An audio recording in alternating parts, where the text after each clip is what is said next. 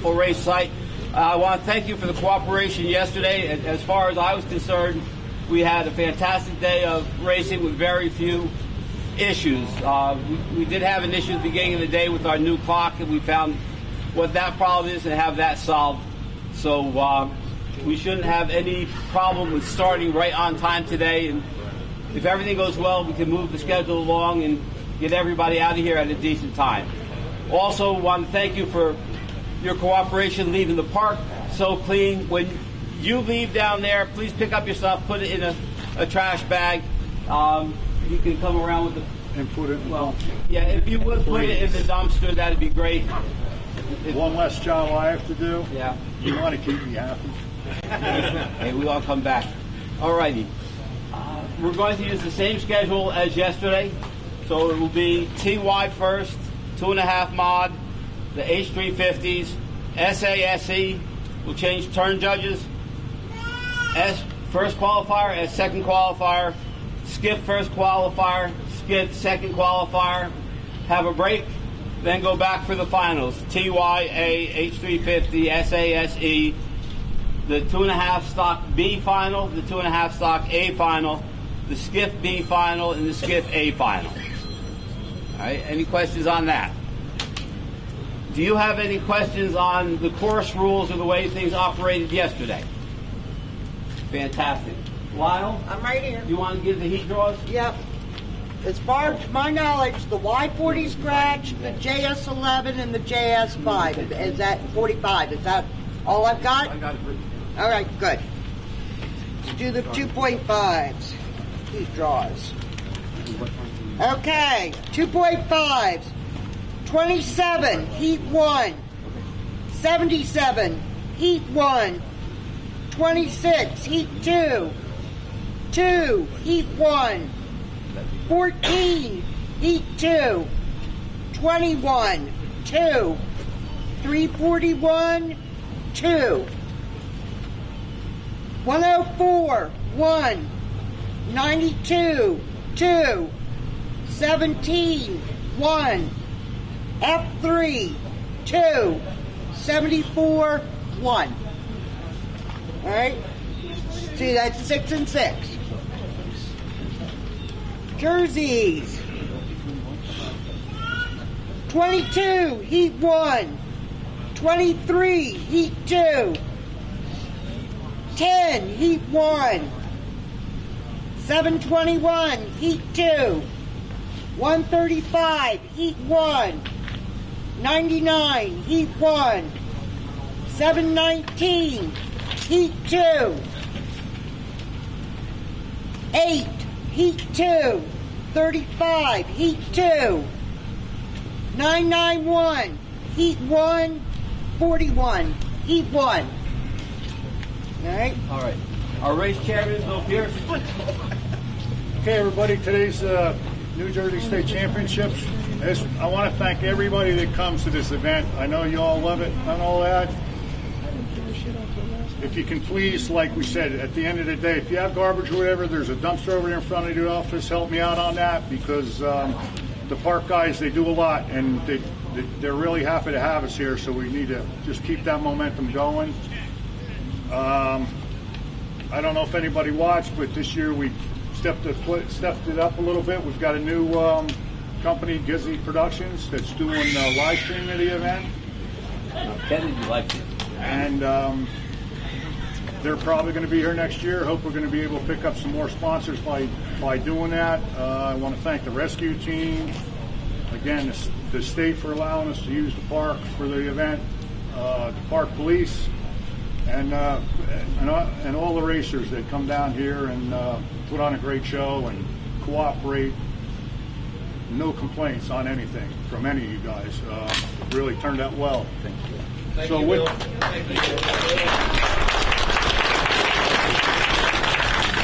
So with that, I'm going to hand out some checks here, and then I'll do the presentation for the Governor's Cup. The end of the day, getting out of the pits. Yeah, the end of the day, getting out of the pits. We'll see if we can move stuff out earlier.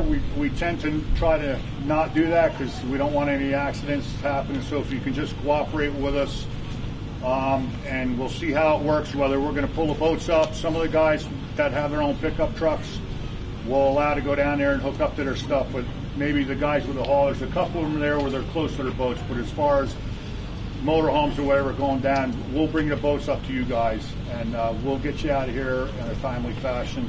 It's one of the reasons why we're doing presentation now on the Governor's Cup, and then if anybody leaves, your checks or whatever will be mailed if you don't hang around for the presentation tomorrow.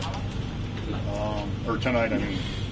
But thanks to all the officials that come on board and helped out, especially Lyle. We let her sleep in today because she had her blinds pulled down. Nobody would go knock on the door. We all knew better. So with that, we have Grant Hearn for 2.5 mods, first place.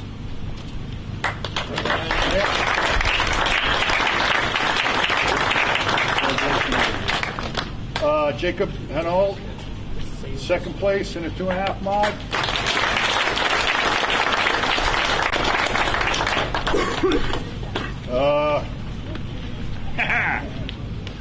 You want help with that?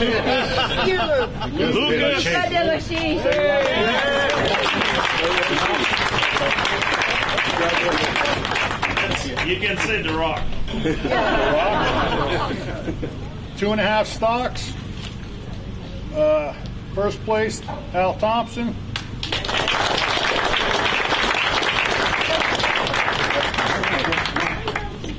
Second place, Jill M.A. Charlotte.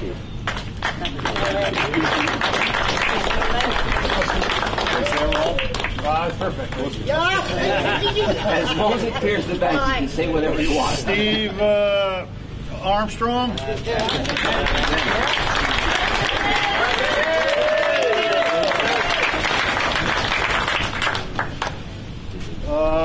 Five leaders. No, I'm taking this, man. Hayward.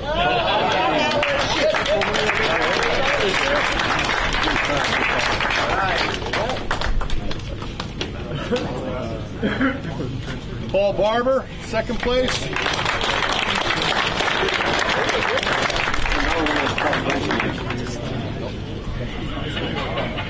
And Eric McKenna, third place.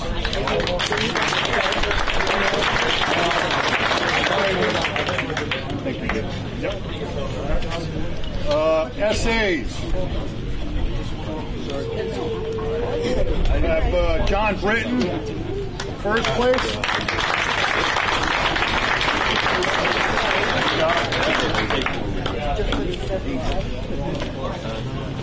Joel Pilarde, second place.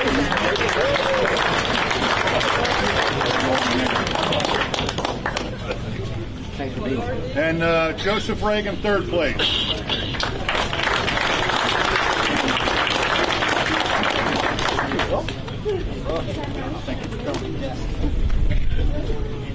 And then we go to skiffs. And first place in the Jersey skiffs, Jimmy Stewart.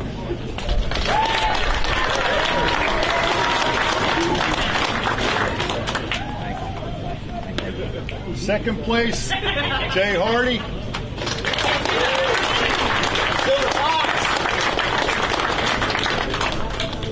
And third place, Billy Sewell.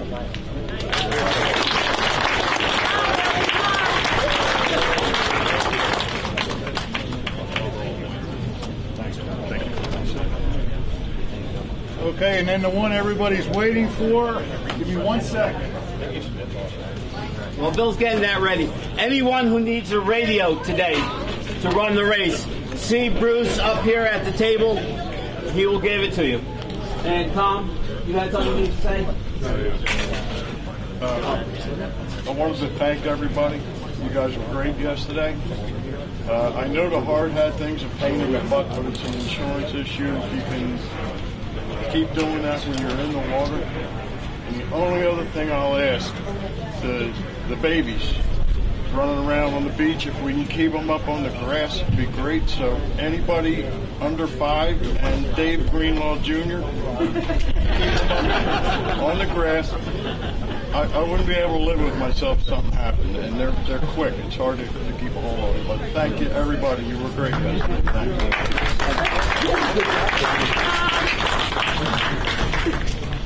you. One quick thing from me. I don't know if y'all noticed, but our rookies yesterday really did great. As you saw, 2 of them got checks. Our rookies this race are really looking awesome. Can't wait to see as they grow in the years to come. I think they all need a hand.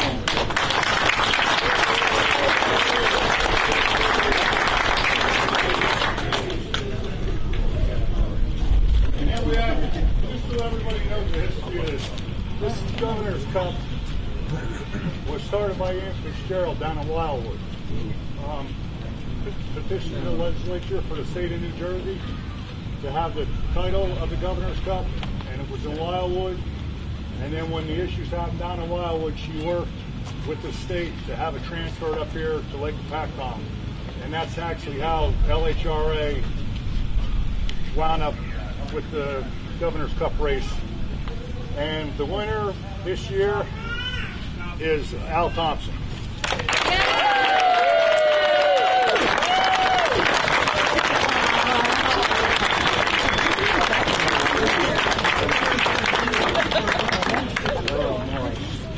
This thing here.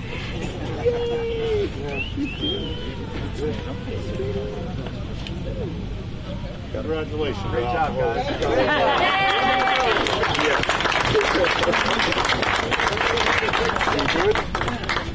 Don't drop. Don't drop it. Yeah. Hold it here. There you go. All right.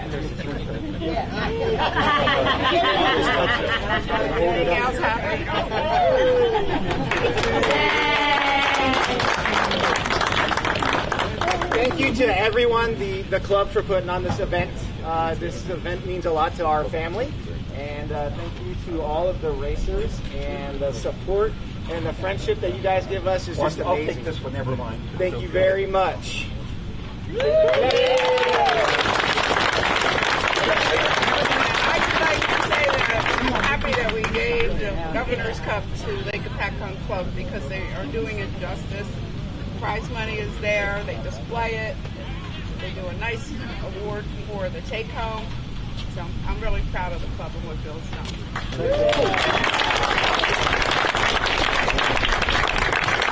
And Bill, it's on display all year at the windows, he's going to take a picture. Stonewater. Stonewater. You want to go to a great place to eat, see the Governor's Cup? The other end of the lake, Stonewater. Not too high, though.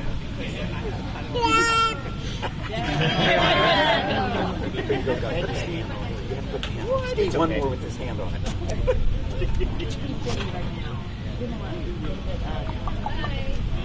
Right. Now for the ugly part of the driver's room. Oh. First, not so bad. Somebody lost a stopwatch. It was found on the beach yesterday. Yeah, I think it was Billy. I was walking all around looking for it. When you get to the radio corral, you go to push your button, and all you have is a case. That's a problem. It don't work when you push the pit pass. I keep checking my pit pass to see what time it is. Okay. Ann, will you do the radio corral again? Ann Shaw. Ann Shaw, will you do the radio corral again? Yes. All right. That worked well. We need a driver's rep again. Yesterday, Steve Armstrong come down from Canada for us and did it. Thank you, Jimmy Stewart.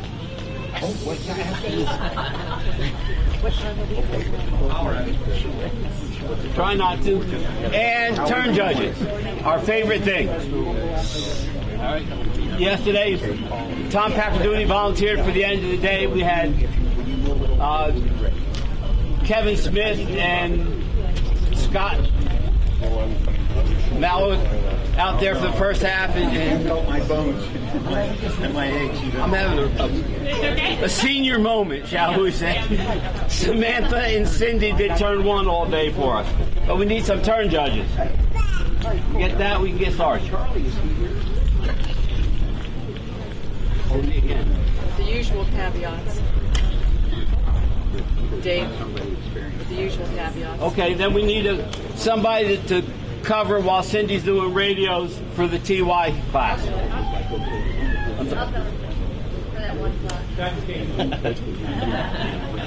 I just got to remember how to spell it. Okay, so we got turn 1 covered. We need people for turn 2. Again, we do one person from the 2.5 stocks or skiffs to cover the first 4 heats of each section, and then somebody from the TY 2.5 mod H350 or the flat bombs to cover the last 4 heats of each section. I'll take the first one. Thank you, Dave.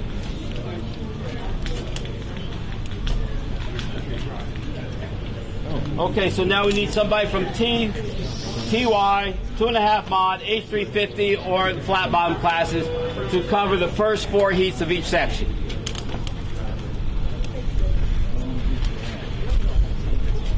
Altogether, 16 heats. Well, I'm going to get back to you after the second half period after the break. Oh, all right.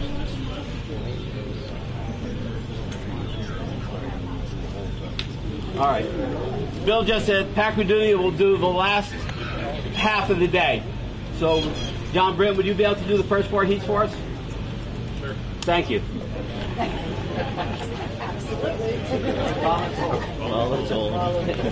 Appreciate you volunteering. I'm sorry, John.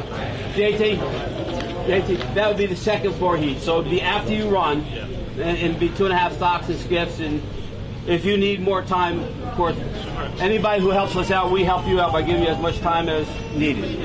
Any questions? All right. You have a 50-50 to pull? Hampton next week, Rocky Fork the week after that, week or 2 off, Lakeland, Florida. Lakeland, Caesars Creek, that's right, not Rocky Fork, Caesars Creek. Scott, do you want to say anything about Caesars Creek? It's a great race site, big course. Over the last few years, you know, the people that have come out, we appreciate you taking the travel time.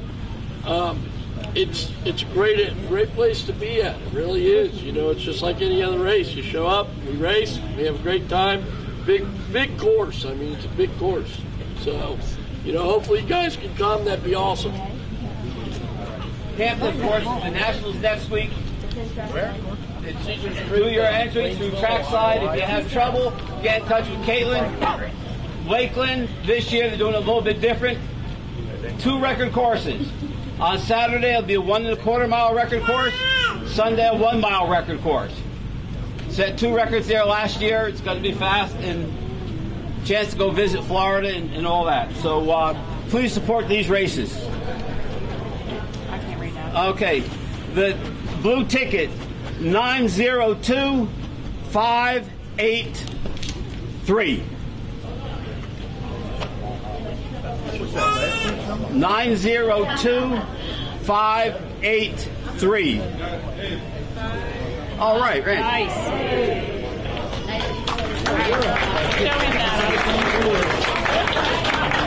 Looks good. There's a lot of cash. Congratulations. Somebody's college. Yeah, exactly. That's right where it's going.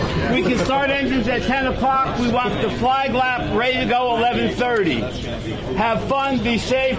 We'll see you at the end of the day. Thank you. So flag laps at 11:30. So we'll probably be going in around 11:15. A family picture, yeah. Get Alan in it as well.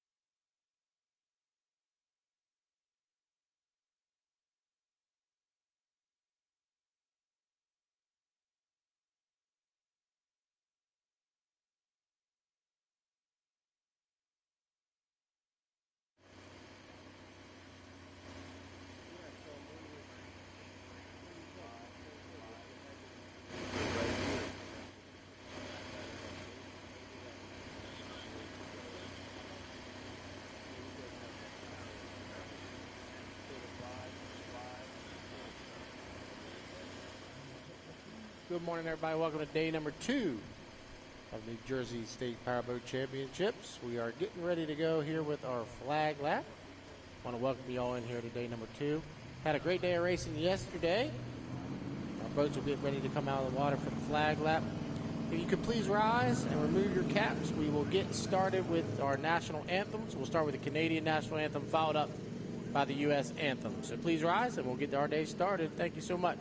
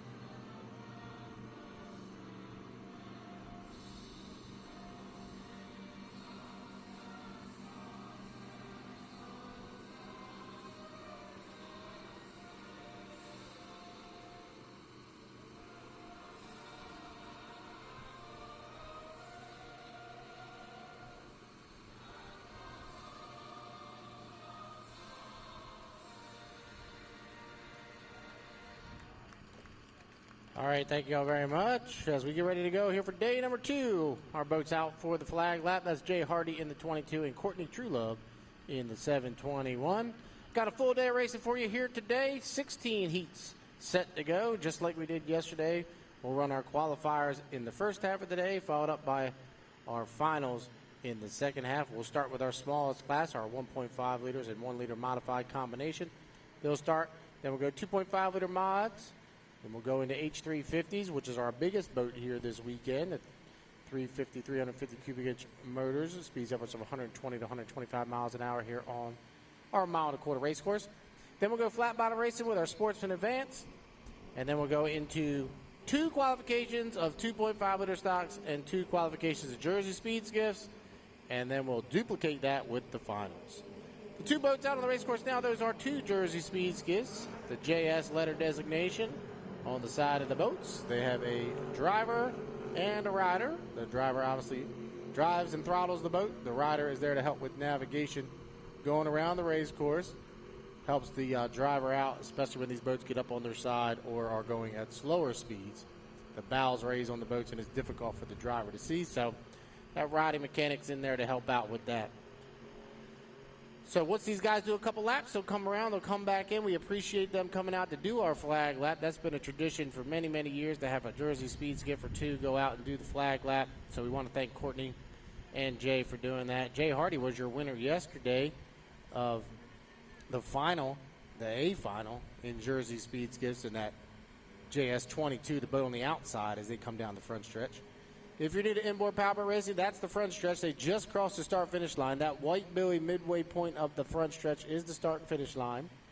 The ultimate goal is to be there when the clock hits 0. We'll have a 5-minute countdown that will start. During that 5-minute warm-up period, the boats will come out on the race course. And I'll help you out with that as they come out to kind of get you formulated with the starting procedure that we have in inboard powerboat racing. It's different from car racing where they just come out, drop the green flag, and they go. Very different. It's all about timing. So we'll explain that once the boats come out on the water, and it'll be easy for me to explain in our first class of today because we'll have a small number of boats on the water with our first class. Then we'll get into a little bit deeper fields as we get through the day. So just stick around. We have our boats in and ready to go for the first qualifier, which will be our 1-liter mods. They will be ready to go here in just a few minutes. Once again, thanks for coming out. Day number 2 here at the Lake Hopatcong Racing Association New Jersey State Powerboat Championships. My name is John Tomey. We'll be back here in just a few with our first heat of the day, our 1-liter mod qualifier.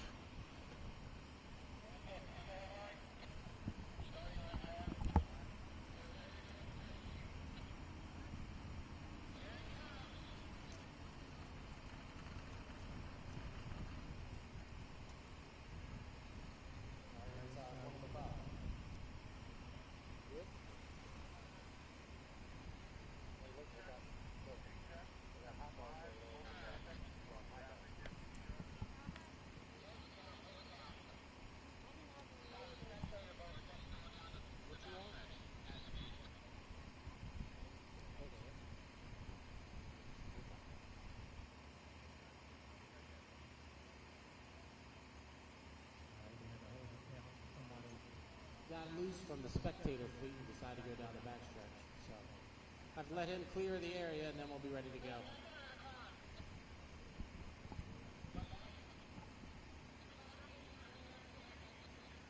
Yeah, they shut it off.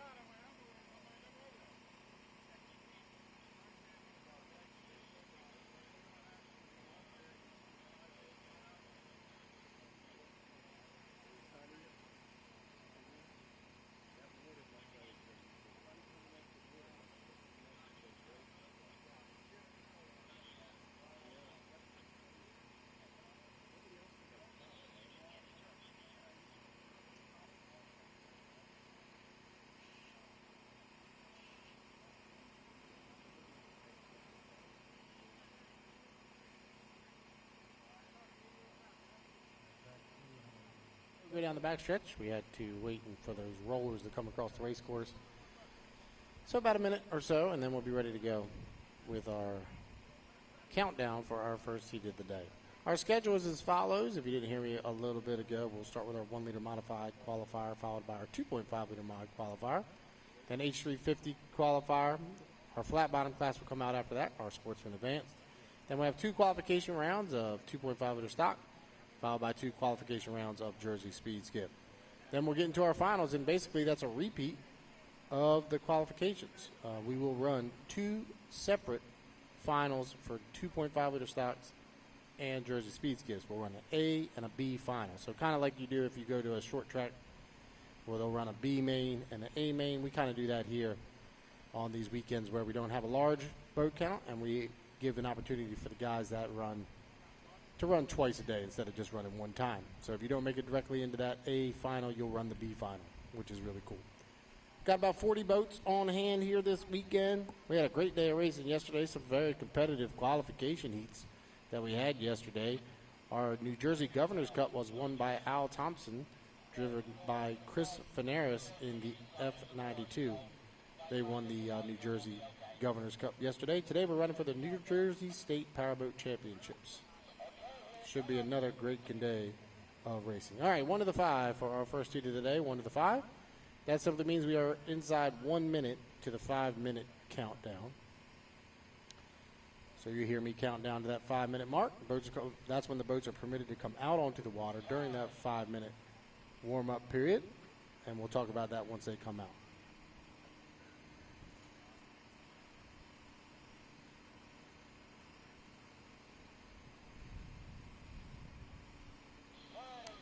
$30 seconds.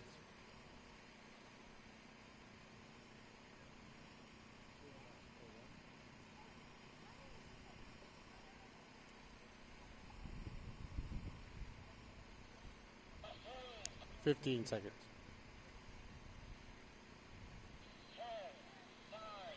8, 7, 6, 5, 4, 3, 2, 1, mark. All right, that's the 5-minute mark. So the boats are now able to leave the pit area and come off the beach and come out to the race course. Once again, these are our smallest classes in the starter class at APBA Inboard. Our 1 liter mod, 1.5 liter stock combination. We had 5 of them at the beginning of the weekend. I think we may be down to 3 here today.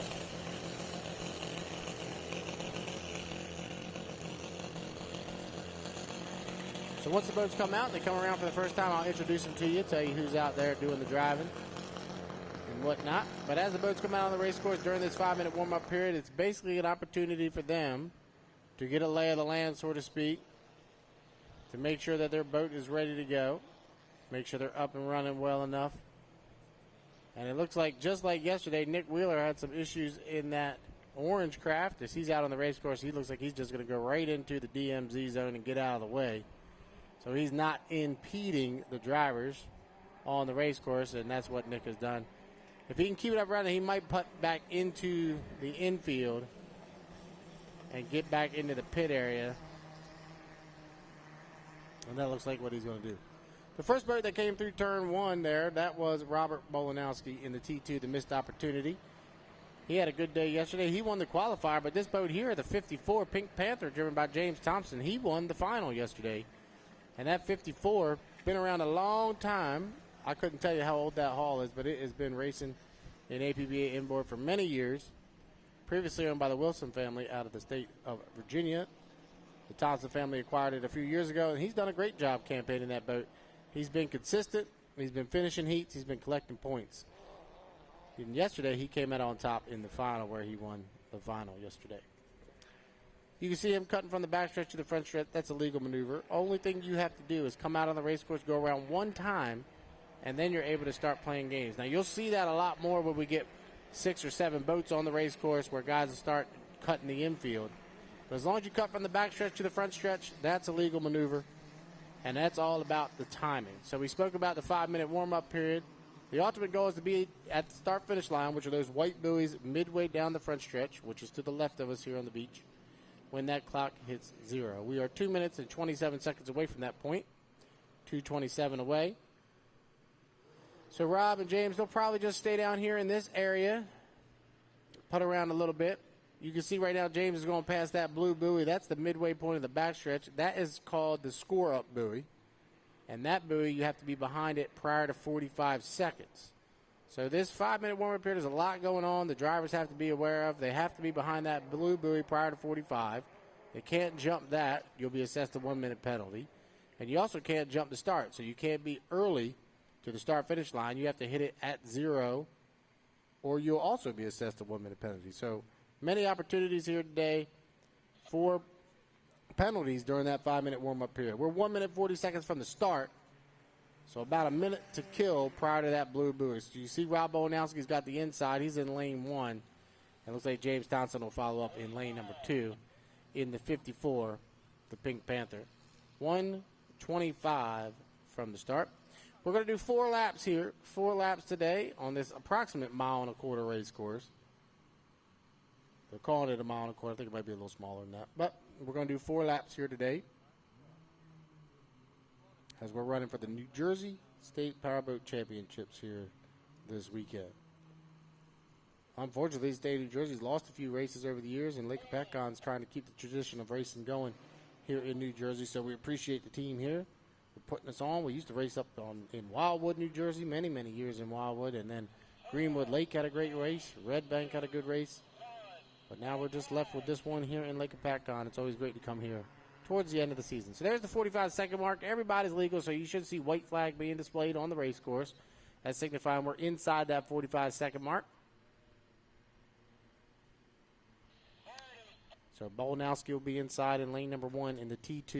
The missed opportunity, and to his outside will be the 54, the Pink Panther of James Thompson. So those will be the 2 boats to go here for the 1-liter mod, 1.5-liter stock qualifier. 15 seconds to the start. So we'll count them down as they come down the front stretch here to try to hit that white buoy at 0 as we are 7, 6, 5, 4. They're a little early. 2, 1. Mark. All right, it's a clean start. Nobody wanted to be early there, and you can see the rooster tails pop up as they hit the accelerator and they come down the front stretch. So Rob Bowanowski is your leader down here into turn number 1. The T2, the missed opportunity, leads over top of James Thompson in the 54, the Pink Panther. Your third turn number 1. With only 2 boats out there, I'll be able to explain the race course a little bit to you. This is turn 1 here, closest to us at the beach. And then they'll go down the backstretch as they come off the exit of turn number 1. Bowanowski leads by 2 rooster tails down the backstretch over top of James Thompson. They'll pass the midway point, which is that blue buoy that Rob's going by right now, and then they'll hit the entrance pin of turn number 2. Only 2 turns here in APBA inboard. It's not like NASCAR where they say 1, 2, 3, 4. We only have turn 1 and turn 2, the entrance and the exit. So they're through the apex of turn number 2 right now. They'll come off the exit pin of turn number 2 to complete lap number 1. So we'll go down 1 down and 3 to go here in the T-Boat qualifier, and it's Rob Bowanowski. Rob had some mechanical issues yesterday in the final. Looks like he got them fixed here for the qualifier, and that boat's running really stout here to complete lap number 1. So 1 down, 3 to go here in the T-Boat qualifier. Rob really hugging those buoys tight. He's got that T2 missed opportunity running soundly here today as he comes to the apex of turn 1. He'll call it about a 3 rooster tail advantage over top of James Thompson running back in second. So our first qualifier out on the water is our 1-liter mod, 1.5-liter stock combination. And they'll go down the backstretch here. 1.5 in and 2.5 to go. And it's still Rob Bowanowski. He's your leader down into turn number 2. Nice considerable advantage he's got over top of James Thompson. Runs back in second in the Jet Racing 54 Pink Panther. So through the apex of turn number 2 here on lap number 2. Rob will come off the exit 2. Come around and complete lap 2. So it'll be 2 down and 2 to go here in the T-Boat qualifier.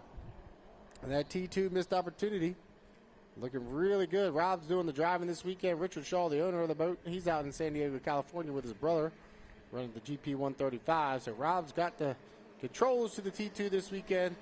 And he's taking advantage of it and running really stout here in the T-Boat qualifier. So Bowanowski leads over top of Thompson, who runs back in second through the apex of turn number 1 here on lap number 3.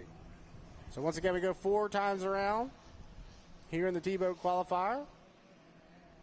And we are 2.5 in and 1.5 to go as Bowanowski goes down the midway point of the backstretch with a nice, comfortable half a straightaway advantage over top of James Thompson in the 54, the Pink Panther. So Bowanowski's your leader through the apex of 2. Thompson following up in second. So Rob will come off the exit of turn number 2, come around to complete lap number 3. It'll be 3 down and 1 to go. And Rob Bolanowski in the T2, the missed opportunity, completes lap number 3. So white flag being displayed on the race course, signifying one more time around here in the T-Boat qualifier for Bolanowski. We'll call it exactly a half a straightaway as Rob hits turn number 1 with a nice comfortable advantage through the apex of turn 1. The wide sweep at turn number 1 down here closest to the beach allows the guys to keep the RPMs and the horsepower up. When they get down to turn number 2, it's a little bit tighter. Only a 5-pin turn down there and a 7-pin turn here, so a little bit tighter down towards the top end of the race course down there, as Rob has hit the midway point of the backstretch, half a lap away from another victory for Rob, and 100 points to go along with it as he heads down into turn number 2. Pretty comfortable here in the 1-liter mod qualifier. So Bolanowski comes to the apex of turn number 2. He'll come off the exit. He'll be looking for the checker flag this time by. And 4 up and 4 down for Rob Bolanowski. He'll come across start-finish line. He'll get the checker flag. And your unofficial winner of the first heat of the day will go to Rob Bolanowski in the T2, the missed opportunity. Second place will go to James Thompson. Good run for James. Comes around and gets second place in the 54, the Pink Panther. So these guys across the start-finish line, they'll bring their boats right back to the pits. We'll put them on the hook, put them back on the trailer, and they'll get ready for their final later on today. We've got our 2.5 mods in and ready to go. So it should be a matter of moments for our next heat to come out, which will be our 2.5-liter mod qualifier. Stick around. Right back, coming right up, will be our 2.5-liter mod qualifier.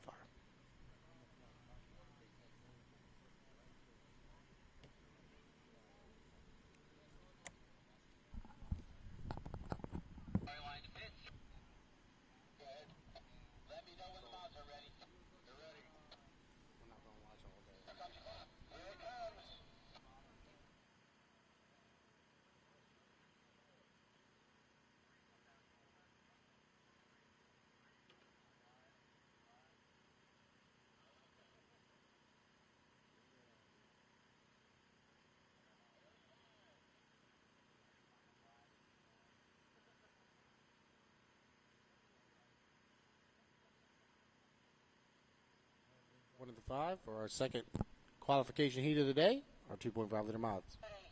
30 seconds.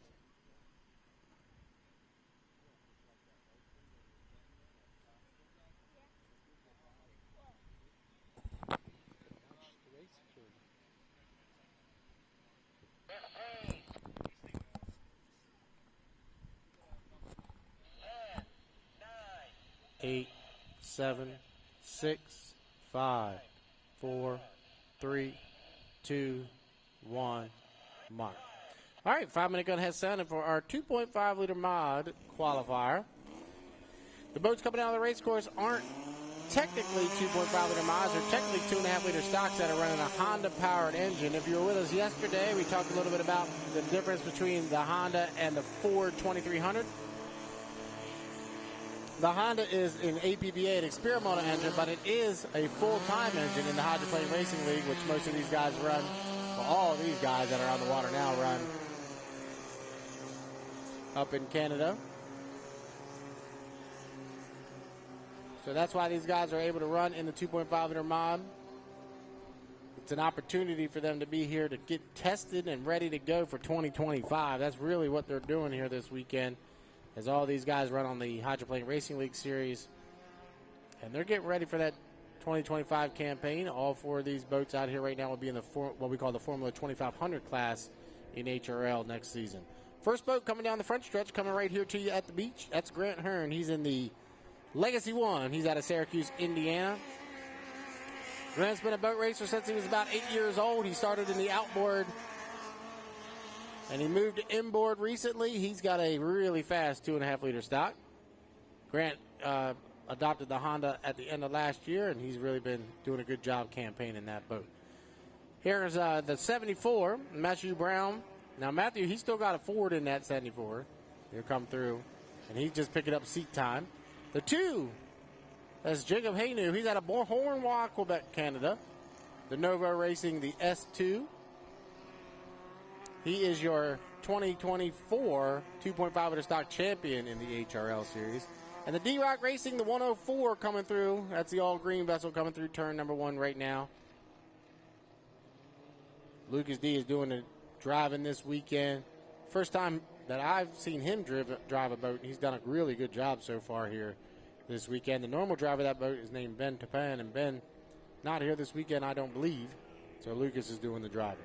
We are 2:45 away from the start, 2:45. If you were with us yesterday, we had really, really good competition in this class between Grant Hearn and Jacob Haynu. Jacob and Grant put on a 4-lap side-by-side battle there in their final yesterday. Very, very competitive heat between those guys yesterday afternoon. So once again, this is the 5-minute warm-up period. If you're just coming out or just tuning in, we welcome you. If you're just tuning in on our live stream around the world, welcome. Our friends out in San Diego, I know you're getting ready for the Gold Cup out there on Sunday. Appreciate you tuning in here for a little bit of racing on Lake Hopatcong before your day gets started. Out west, we're 2:05 from the start, 2:05. So as I was saying, the checkerboard colored red, white, and blue S2 of Jacob Haynu had a really good day yesterday. Grant beat him out in the final by about a half a boat length, as those two were side by side for 4 laps. You can see him cutting the race course. Obviously, we talked a little bit about this prior to, but this is a legal maneuver as long as you cut from the backstretch to the front stretch. Get yourself in position. It's all about the timing. So they are all trying to time their way to that, not only the 45-second blue buoy, but the start-finish line where they want to be when the clock hits 0. We are a minute 22 away from that, 1:22 away. It looks like, once again, Grant Hearn's going to be inside of Jacob. We saw this all day yesterday where Grant had the inside and Jacob had the outside. Grant was in 1 and Jacob was in 2. And it really made for some dynamite racing between those two guys. Jacob drove around Grant in the first qualifier yesterday. Grant came back on him in the final, biting him by a half a boat length in the end. So right now it's Hearn in 1, Haynu in 2, Brown in 3, and Lucas D is outside in lane number 4. So it's 45, so it's a legal score up. Everybody's behind that blue buoy at the 45-second mark. So everybody's legal. Now, lane's technically not established until you hit the exit of turn number 2, but these guys look like they're satisfied where they are. So once again, it's Hearn, Haynu, Brown, Lucas D. That's how they'll line up inside to outside as we get ready to go. With our 2.5-liter mod qualifier, we are 22 seconds from the start. Up a little bit early are the guys as they come through turn number 2 right now. 13 seconds. 9, 8, 7, 6, 5, 4, 3, 2, 1. Mark. It's a clean start, maybe. Looks like Brown might have been a little bit early. We'll call like we see it on the race course. As Grant Hearn, he'll get here first, and he will take the Legacy 1 through the apex of turn number 1. All right there, though, on his outside is Jacob Haynu. We'll see if Haynu can get that thing wound up and make up ground as they go down the backstretch. So Hearn leads, Haynu in 2nd, Brown in 3rd, and the D-Rock Racing in 4th. Down the backstretch here on lap number 1. Remember, we go 4 times around. You can see Haynu is making up ground as he's got the shoot speed down into turn number 2. So Hearn on the inside and Haynu on the outside. Side by side for the lead as they come off the exit of turn number 2 to come around and complete lap number 1. So it'll be 1 down and 3 to go. And right now it's Hearn on the inside, and here comes Haynu powering up on the outside. The S2 Novo Racing will be side by side with Grant Hearn as they head down here into turn number 1. Jacob does a good job, leaves Grant plenty of room to his inside as they fly the S2 and the 14 side by side through the apex of 1. These guys have been battling all weekend long. 3 good heats yesterday, looking like they're getting ready to start Sunday with another good one. As it's a dynamite race between Hearn and Haynu down the backstretch here on lap number 2. We're 1.5 in and 2.5 to go. Now Haynu will be superior as they head down into 2. Haynu leads, and Haynu will get there first, but Hearn will use that inside and shorter way around to his advantage as they come through the apex of turn number 2 to come around and complete lap 2. It'll be 2 down and 2 to go, and they are still side by side off the exit of 2. Haynu on the outside and Hearn on the inside. 2 young drivers dueling it out here in the A-boat qualifiers. It's going to be really tight. Haynu's got to hold him just a little bit of lane. Good job by Jacob. He held just enough room on his inside for Grant Hearn, and Hearn will use that to his advantage. You can see how Grant uses that inside to his advantage to make up a little bit of ground as they head down the backstretch here on lap number 3. So Hearn and Haynu are your leaders. Brown's in 3rd and the D-Rock Racing in 4th. Now Hearn's opening up. We'll call it a boat length and a half, but Jacob not giving up yet. As Hainu powers back up on the outside. They're still side by side, 2.5 in, 1.5 to go. Here in the A-boat qualifier, and it's still Hearn and Hainu side by side dueling here in the first qualifier for the 2.5 liter mods. So Grant Hearn on off the exit of turn number 2. He is your leader, but Jacob Hainu is right there, still on the outside. Hearn and Hainu got one more lap to decide it here in the A-boat qualifier. You can see Jacob has the power down the straightaway, but Grant is able to use that inside lane to his advantage and make up ground. Now Hainu still leads. We'll call it a half a boat length advantage through the apex of turn number 1. They'll come off the exit of turn number 1. Hearn on the inside and Hainu on the outside. The Legacy 1, the 14. He is your leader by about a half a boat length with Jacob Hainu in the S2, the Novo Racing right there on the outside, though. They are still side by side dueling down into turn number 2. A dynamite heat here in the 8-boat qualifier. It's Hearn on the inside, Hainu on the outside. Two boats look like one as they come off the exit of 2. Really tight. Hainu gets pushed out just a little bit. Jacob on the outside, Grant on the inside, and it looks from here that Hainu will take the checker flag. A great run for those guys once again. Jacob Hainu across the start-finish line. It looked like, to me, he had the advantage as he came across start-finish. So Jacob Hainu unofficially your winner of the 2.5 liter mod qualifier. Grant Hearn will take second. Matthew Brown will take third. And the D-Rock Racing will come around in fourth position.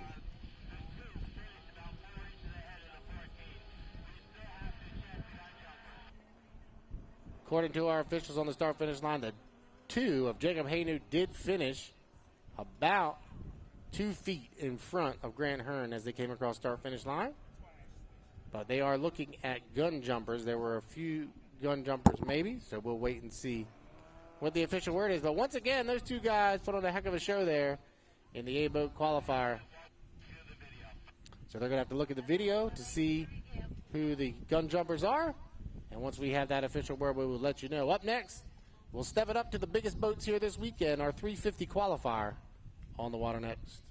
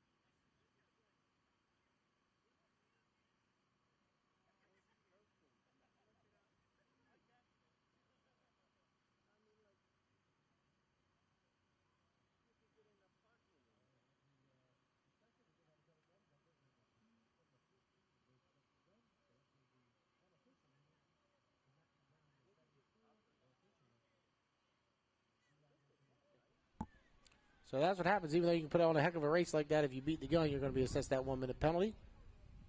So they did beat the gun, did the 2 and the 14. All right, inside 1 to the 5, 1 to the 5 for the next heat of the day, which will be the H350.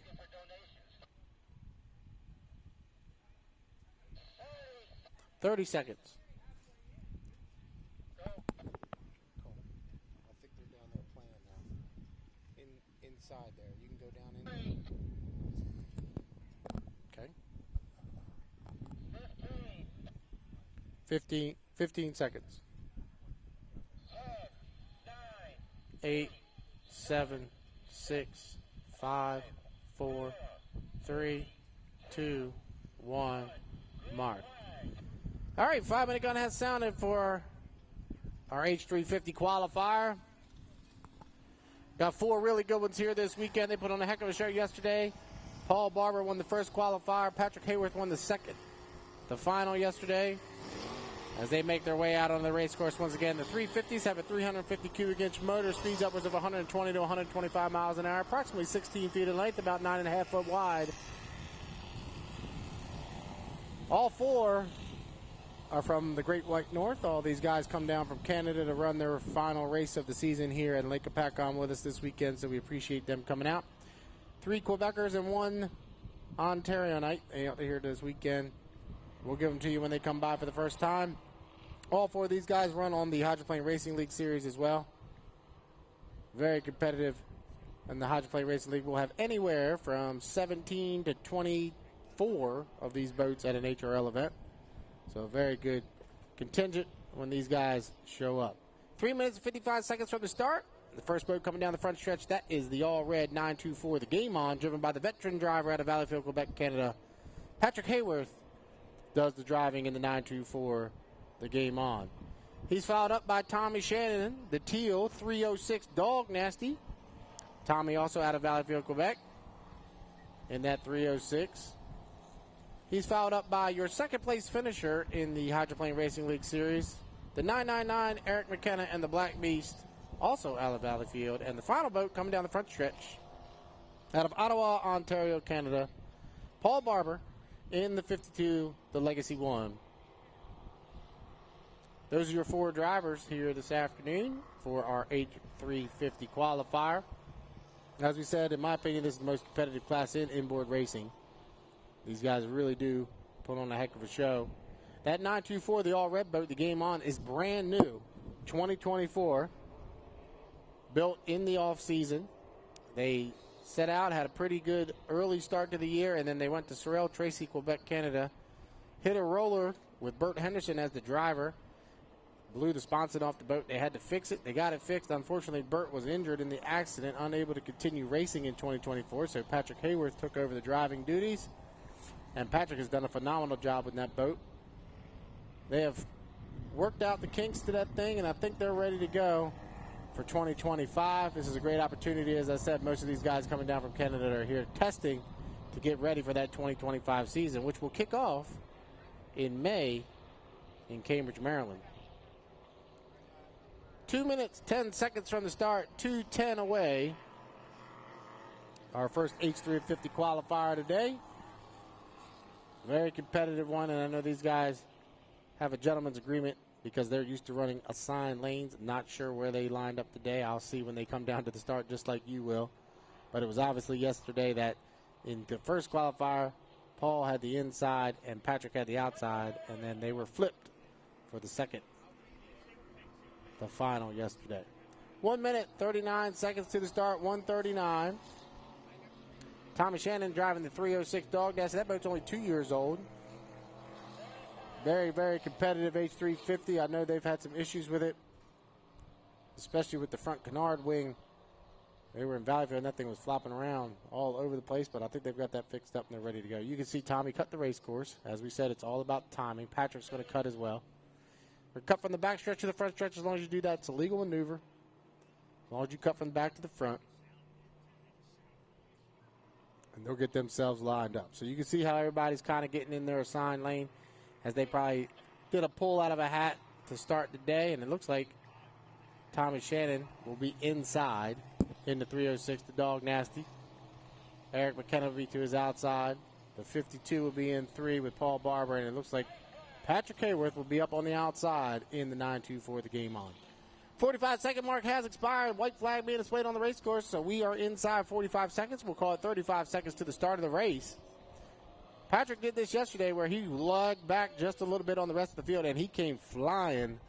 An old slingshot-style start. We'll see if Patrick does the same here as we're 23 seconds to the start. So Shannon in 1, McKenna in 2, Paul Barber in 3, and Patrick Hayworth on the outside in lane number 4. We're 15 seconds from the start. H350 qualifier here at the New Jersey State Powerboat Championships as we are 7, 6, 5, 4, 3, 2, 1. Mark, green flag. Yeah, everybody looked pretty good from here. Watch the red boat on the outside. It's going to get tight in for McKenna. They're going to have to hold that lane for Eric in lane number 2. Shannon will turn left first. Tommy Shannon is your leader through the apex in 1, but watch for Patrick Hayworth running wide open on the outside in lane number 4. Shannon leads with Patrick Hayworth on his outside, running in 2nd, Paul Barber in 3rd, and Eric McKenna got really tight there as they came down to start-finish line. So Shannon is your leader down into turn number 1. We'll call it about 2 boat lengths. Patrick Hayworth is right there on his outside, however. So the 306 Dog Nasty leads. Here comes Hayworth on the outside. You can see everybody being nice. They're holding a little bit of lane. Now Patrick will move over to lane number 2. So 1 down, 3 to go here in the 350 qualifier. And Tommy Shannon leads, but we'll call it 3 boat lengths. Every time of Patrick Hayworth running in 2nd. Shannon, Hayworth, Barber, McKenna. That's how they run. 1, 2, 3, 4 as they go through the apex of turn number 1 here on lap number 2. So Tommy Shannon in the 306, the Dog Nasty, he leads. We'll call it 2 boat lengths as they head down the backstretch. We're 1.5 in and 2.5 to go here in the 350 qualifier. Tommy Shannon, the 306. He'll turn left first as he head down into turn number 2. Patrick Hayworth, though, is still there on his outside. Only a boat length and a half separates 1st and 2nd as they go through the apex of turn number 2 here on lap number 2. It'll be 2 down, 2 to go as they come across start-finish line. Hayworth making up a lot of ground that time. Hayworth, the red 924 Gaiman, is really flying the boat as they head down here into turn number 1. Tommy Shannon will get there first as he hooks that inside and shorter way around. Shannon leads, 2 boat lengths back to Hayworth. Paul Barber runs in 3rd position and Eric McKenna in 4th. As they come off the exit of turn number 1 here on lap number 3, it's still Tommy Shannon the leader, but Hayworth is right there. We'll call it a boat length that separates 1st and 2nd. We're 2.5 in and 1.5 to go as they head down into turn number 2 here in the H350 qualifier. Tommy Shannon is your leader, but Patrick Hayworth is still right there on the outside. You'll see him as he sticks his nose out as they come around turn number 2. White flag being displayed this time by Hayworth and Shannon putting on a heck of a show here in the qualifier. Tommy Shannon on the inside. Patrick Hayworth made up a lot of ground that time as they come down here into turn number 1 on lap number 4. They are deck-to-deck battle here in the qualifier. Shannon on the inside. Hayworth on the outside as they come through the apex of turn number 1 here on lap number 4.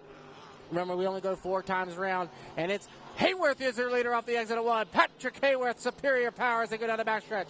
Half a lap away here it is, dynamite duel here in the E-boat qualifier, and then down into turn number 2 for the 4th and final time, and Patrick Hayworth now leads by 3 boat lengths. They'll come off the exit of turn number 2. It'll be the checker flag this time by, and a heck of a battle between these two, but it'll go to the veteran out of Valleyfield, Quebec, Canada, Patrick Hayworth, the 924, the game on, your winner of the E-boat qualifier. 2nd position will go to Tommy Shannon, great one for Tommy in the 306. The Dog Nasty 3rd will go to Paul Barber, and 4th will go to Eric McKenna. A great show in there for those 2 guys in the H350 qualifier. And Patrick Hayworth, barring any penalties, will come out on top in that 924, the game on, with Tommy Shannon running in 2nd. But that was a heck of a show there in that H350 qualifier. Up next, we'll go flat bottom racing, our sportsman events and sportsman entry qualifier coming up next.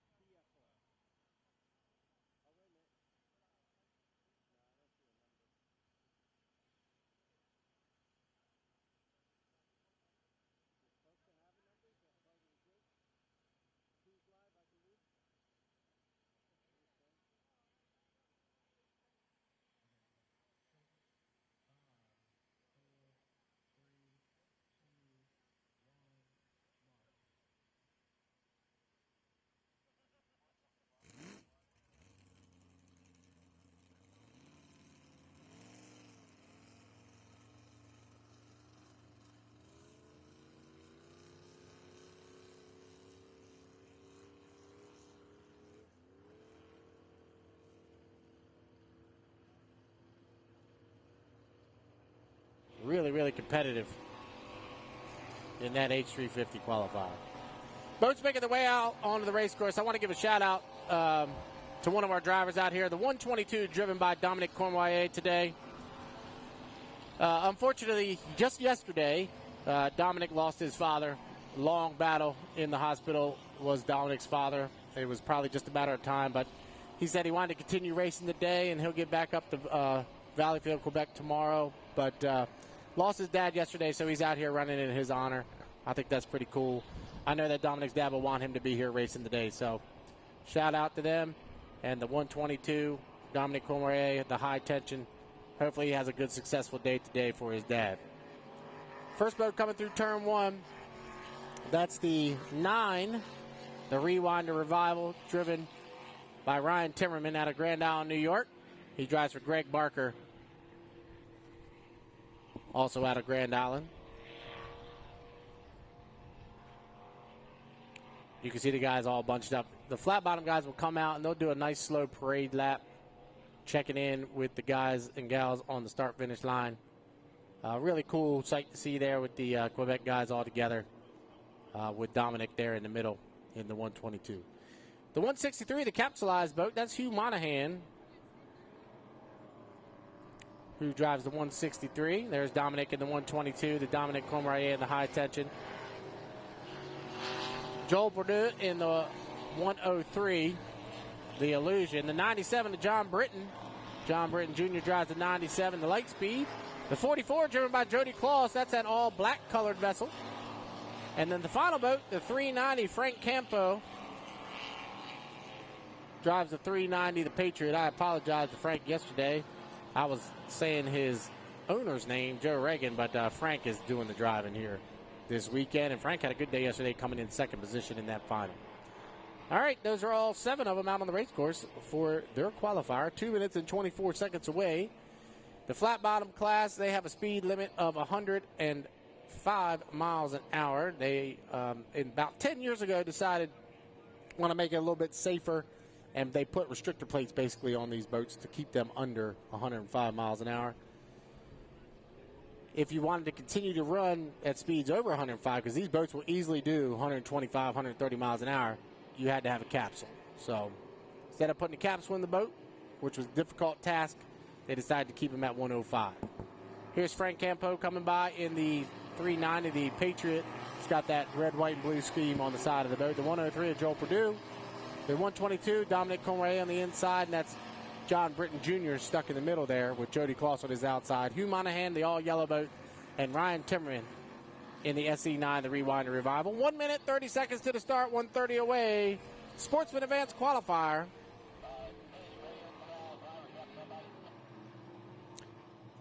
As we said, all these first heats of the day, if you're just joining us, are the qualification heats. We will run 8 qualifiers here this afternoon, or this morning. Well, moving into the afternoon now.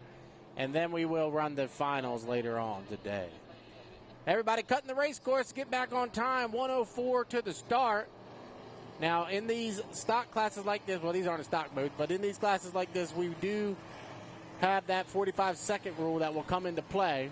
Now, it's not going to matter here because they're at 50 seconds right now. That blue buoy on the backstretch, that's the 45-second mark. You got to be behind that prior to 45. Everybody's going to be legal because there it goes. You can see white flag now being displayed on the race course, signifying we are inside 45. So it looks like Frank Campo is in 1, Dominic Cornoyer is in 2, John Britton, the Jr. is in 3. Looks to his outside, it would be the 103. Then Jody Claus, then Hugh Monahan, then Ryan Timmerman. That's how they'll line up as they head down into turn number 2. Sportsman Advanced Qualifier. 19 seconds of the way. For 10, 9, 8, 7, 6, 5, they're early. 4, 3, 2, 1, mark. We'll call it a clean start from here, but we'll have to wait and see. Somebody might have been a little bit early as they head down here into turn number 1. Joel Perdue in the 103, he's your leader, but watch the boat on the inside. Frank Campo in the 390.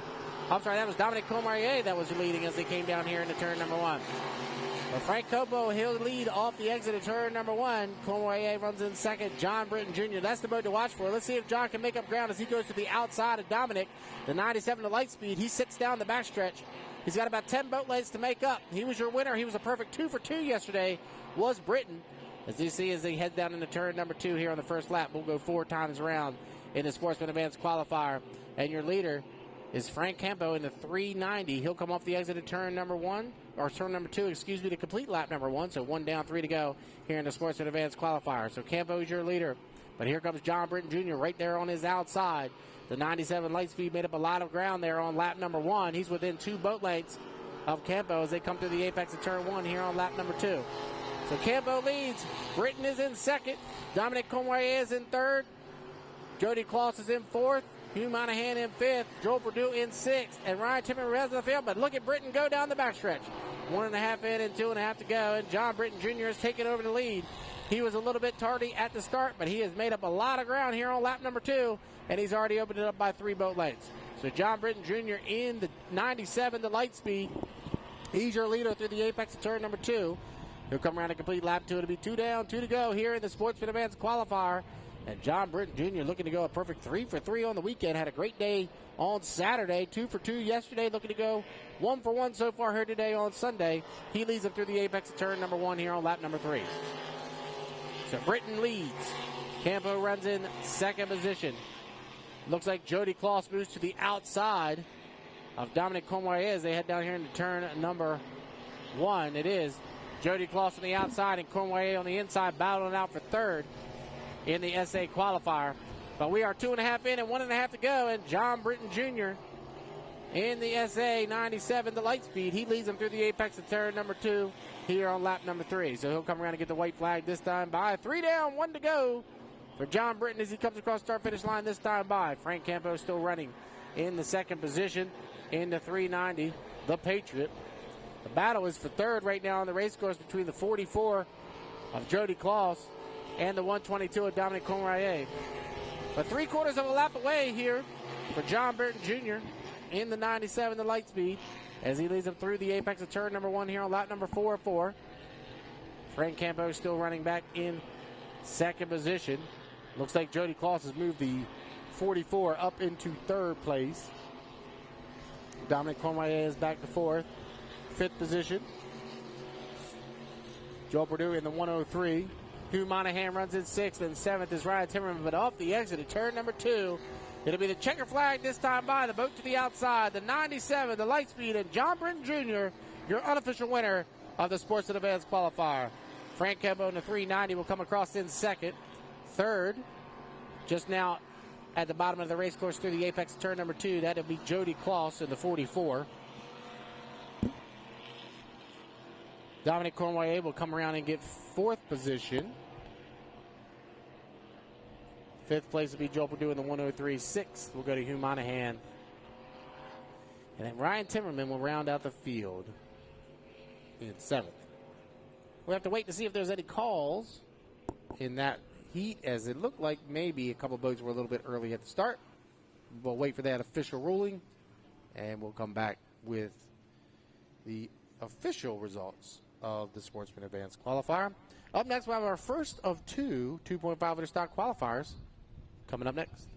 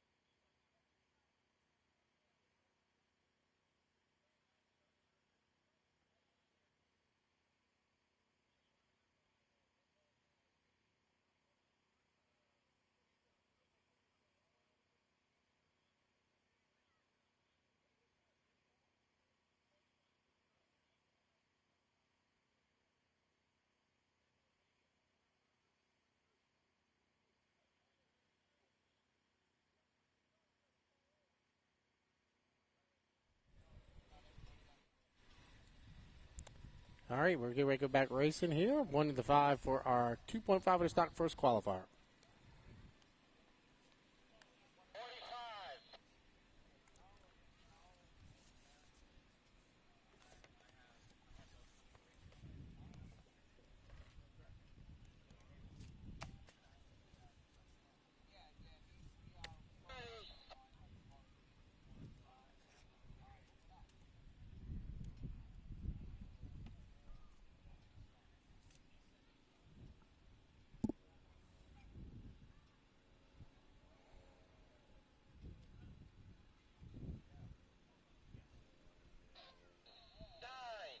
Eight, 7, 6, 5, 4, 3, 2, 1, mark.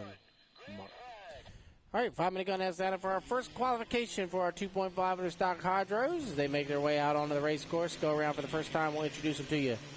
If you're just coming out for the first time, this is the 5-minute warm-up period. The boats do not start. The race does not officially begin. It's the end of that 5-minute warm-up period. The ultimate goal is to be at that white buoy, which is the start-finish line, on the front stretch when the clock hits 0. We are 4 minutes and 30 seconds away from that. We have 6 boats here in the first qualifier. Should have 6 in the second. 2.5 in the stock, very competitive class here in APBA inboard. If you want to learn anything else about APBA, you can go to apba.org, check it out. Learn all about it. If you want to become an APBA inboard member, you can sign up for a membership there. If you sign up now, I believe if you sign up now, you'll have your membership for the entire calendar year going into next year. So that's pretty cool. And then if you ever want to go to races anywhere else, we'll be next weekend in Hampton, Virginia for the Summer Nationals. Looking forward to heading down to Hampton next weekend for the APBA inboard Summer Nationals.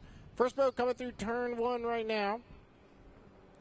We saw him a little bit ago. That's the 74, Matthew Brown. He's been running all weekend long, 2.5 mod and 2.5 stock. Here's Stefan Racine in the 17, Defying Gravity, coming through turn number 1.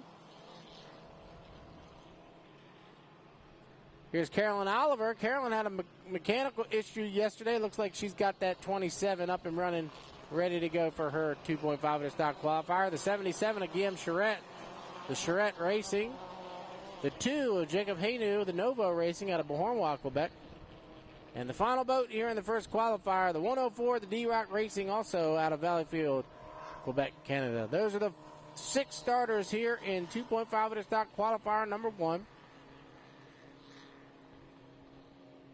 These guys are qualifying to make it into that final, the A final yesterday. We're running a kind of a dirt modified, like you would go to a dirt track race kind of deal, where we're running a B main final and an A main final. And it gives these guys an opportunity to run twice instead of just running one time. In a normal weekend, if you don't make the final, you don't get off the trailer in the second half of the day. Now we're just kind of doing that B final, let those guys that don't make it directly into that final run for a second time. 2 minutes, 27 seconds to the start, 2:27 away. A nice contention here in the first qualifier for the 2.5 of the stocks. The top 3 finishers will make it into the final, the A final later on in the day. We're 2:06 from that start. Now that the 2.5 stocks traditionally run a 2,300 cubic centimeter Ford engine, some of these boats out here are running an experimental Honda engine that is not yet legal in APBA. However, we've allowed them to come run with us this weekend to help with the boat count and help put on a good show. So anybody that's running a Honda will be regulated to the B final because of the motor not being legal yet in APBA, basically. But I think it's the future. And we've talked a lot here in 2024 about the difference between the Honda and the Ford. They've been very, very comparative to one another. Very competitive. 1:12 to the start. You can see you guys coming through turn 1 right now, kind of slowing down just a little bit, as they got to be behind that blue buoy on the back stretch prior to 45 seconds. It looks like Carolyn Oliver going slow down the backstretch. We just saw a puff of smoke come out of the back of that 27. She might shut it down, but she looks like she's far enough outside and off the race course. We should be good to go here with the other 5 boats as we are 2-1 mark. 45-second mark has elapsed. Everybody was legal behind that blue buoy prior to that 45-second score up. An unfortunate engine trouble once again for Carolyn Oliver as she sits dead in the water on the backstretch. 30 seconds to the start. 2.5 liter stock qualifier. Once again, we go 4 times around here on this approximate 1.25-mile race course. 20 seconds to the start. Looks like Stefan Racine has got lane number 1. He's in a good spot.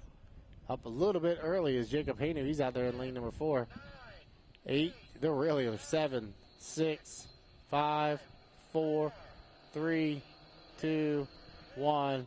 Mark. Definitely got a couple gun jumpers here, but we'll have to wait and see as Matthew Brown looks like he was a little bit early at the start, but we'll call it like we see it on the race course and wait for the official word as Brown will lead him down here into turn number 1. Guillaume Charette in the 77 currently running in second position. Jacob Haynu in third.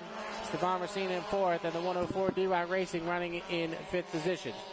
Down the backstretch here on lap number 1, we go 4 times around. It's Matthew Brown, the leader, in the 74. So we're already getting word from the officials that the 74 and the 17 jumped the start, so that'll put the 77 in the lead. But we'll call it like we see it on the race course as they come through the apex of turn number 2 to complete lap number 1. 1 down and 3 to go. Here in the 2.5 liter stock first qualifier, Matthew Brown, he is your leader with Guillaume Charette running right there on his outside in second position. Third is Stefan Racine in the 17. Oh, I'm sorry, Jacob Hayner's made up ground, and he's currently running in third position. You can see him just now stick his toes out as they come to the apex of turn number 1 here on lap number 3. So Brown leads, Charette in second, Haynu in third, fourth is Stefan Racine, and fifth the D-Rock Racing as they go down the backstretch here on lap number 2 of 4. Brown on the inside, and on the outside, Guillaume Charette. But watch for Jacob Haynu making up a lot of ground on the outside. 3 boats within a rooster tail of each other for the lead here in the first qualifier for the 2.5 liter stocks. And Guillaume Charette, the 77, the green boat, now takes over the lead from Matthew Brown as he's back to third with Jacob Haynu running in second. So it's Charette and Haynu, first and second off the exit of turn number 2 to come around and complete lap number 2. It'll be 2 down, 2 to go. Guillaume Charette in the F77, the Charette Racing. They've had all sorts of issues here in 2024, but they are looking really stout here at the Lake Hopatcong Regatta as they head down here into turn number 1 on lap number 3. So Charette leads with Haynu running in second. Brown is back to third. Fourth is Stefan Racine. Fifth, the D-Rock Racing. So through the apex of turn number 1 here on lap number 3. Guillaume Charette, he is still your leader, but Jacob Haynu, the young man out of Bahornwa, running in second, trying to make up a little bit of ground. 2.5 in, 1.5 to go here in the 2.5 liter stock qualifier. And Charette leads with Haynu right there on his outside. Oh, Guillaume hooked it. Guillaume hooked the 77 down in turn number 2. He's right side up. I believe he's still right side up, which is a good sign. As they come off the exit of turn number 2, white flag being displayed on the race course. Jacob Haynu is your leader. Yep, Guillaume's still right side up. He's got to fire back up, but he hooked it down there in turn number 2. But he's got it back up and running. Unfortunate there as Guillaume was running really well down there in the turn number 2. So Haynu leads now through the apex of turn number 1. Nice comfortable advantage now for Jacob. We'll call it almost half a straightaway over top of the 17 Defying Gravity. That's Stefan Racine. And third position is Matthew Brown. Fourth place, the D-Rock Racing. And Guillaume, looks like Guillaume just shut it down there in the turn number 2, unfortunately, the all-green boat. So Jacob Haynu through the apex of turn number 2. He'll be looking for the checker flag this time by. And off the exit of turn number 2, Jacob will go a perfect 2 for 2 on the day. Your unofficial winner of the 2.5 liter stock qualifier will go to the S2, the Novo Racing, and Jacob Haynu. Second will go to Matthew Brown. Second will go to the 17. Defying Gravity and Stefan Racine. Third position will go to Matthew Brown in the 74. Fourth will go to D-Rock Racing, and unfortunate did not finish for Guillaume Charette. That boat was running really well, and he hooked it down there in turn number 2. Unfortunately, luckily he landed right side up. Had the boat under power, but our rescue team got there to check on him. We'll get him towed back into the infield to get ready to go for our second qualifier here in just a few. All right, coming up, the second qualifier of 2.5 liter stocks. we will have to get a tow rope on the 77 and the 27 as they broke down there during that running of the heat. And we will get official word on the results of that. But Jacob Haynu, unofficially your winner of the first 2.5 liter stock qualifier.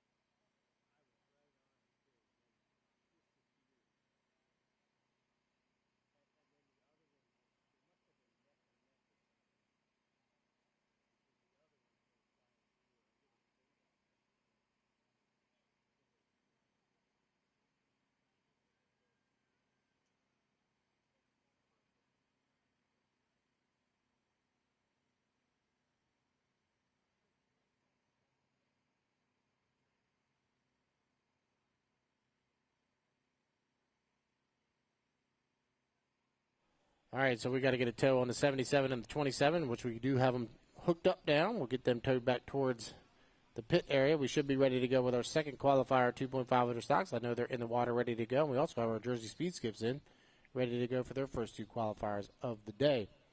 5 heats in to our racing program today, about 11 heats to go for you today.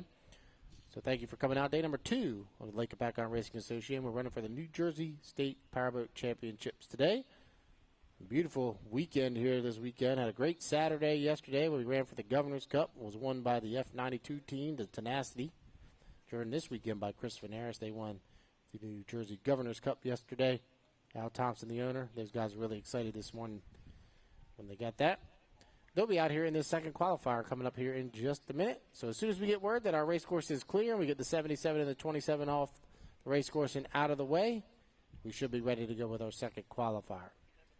Once again, don't forget to visit our vendors that are here today, providing you with all you need to eat and drink. So please visit the vendors. A beautiful Lake Hopatcong State Park. We thank you for coming out. Day number 2 of the New Jersey State Powerboat Championships. Just a reminder, if you want to learn anything about APBA Inboard, once again, you can go to apba.org. Check out anything you need to know about inboard powerboat racing. Also, offshore racing and outboard racing as well on the APBA website. You can check and find the schedule there. As I said, next weekend we'll be in Hampton, Virginia. It's the Summer Nationals. The Summer Nationals was, you get a little bit bonus points for going down there and running the Summer Nationals. We're expecting a good contingent at the Hampton Cup Regatta next weekend. I always enjoy going down to Hampton and calling down there. Unfortunately, last season we got a hurricane came through and we weren't able to run the event, so it's been a couple years since we've been down to Hampton, but I've been going there since the early 1980s. And really enjoy going down to Hampton. Following weekend after that, we'll be out in Caesars Creek, Ohio, which is out towards Waynesville, a town called Waynesville, Ohio, for the Caesars Creek Regatta.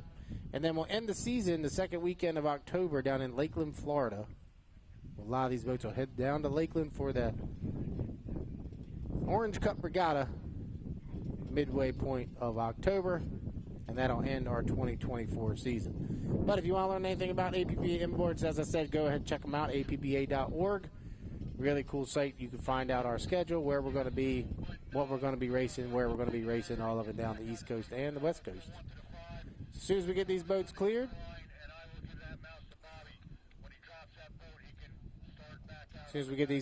we are ready to go with our 1 to the 5. As soon as we get Carolyn towed in towards the beach and she's clear of the outer course markers, we'll be ready to go with our second qualifying heat of 2.5 liter stocks.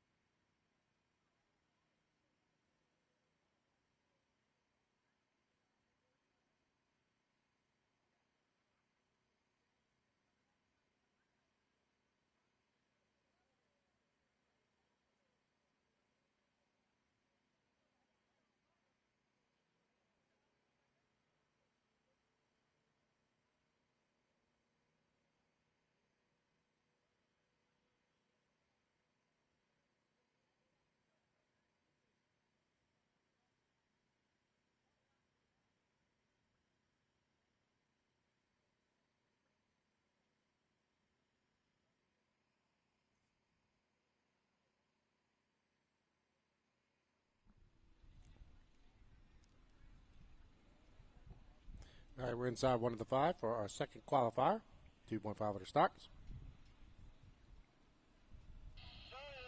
30 seconds.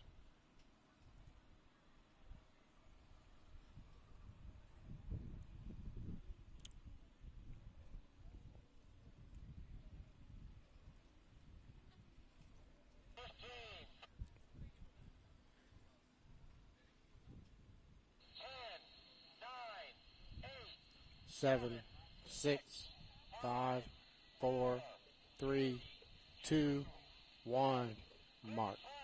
All right, 5-minute gun has signed up for our second qualifier, 2.5 liter stocks. Same exact boats we just saw, but we had 12 of them here this weekend, so we're going to run 2 qualifiers.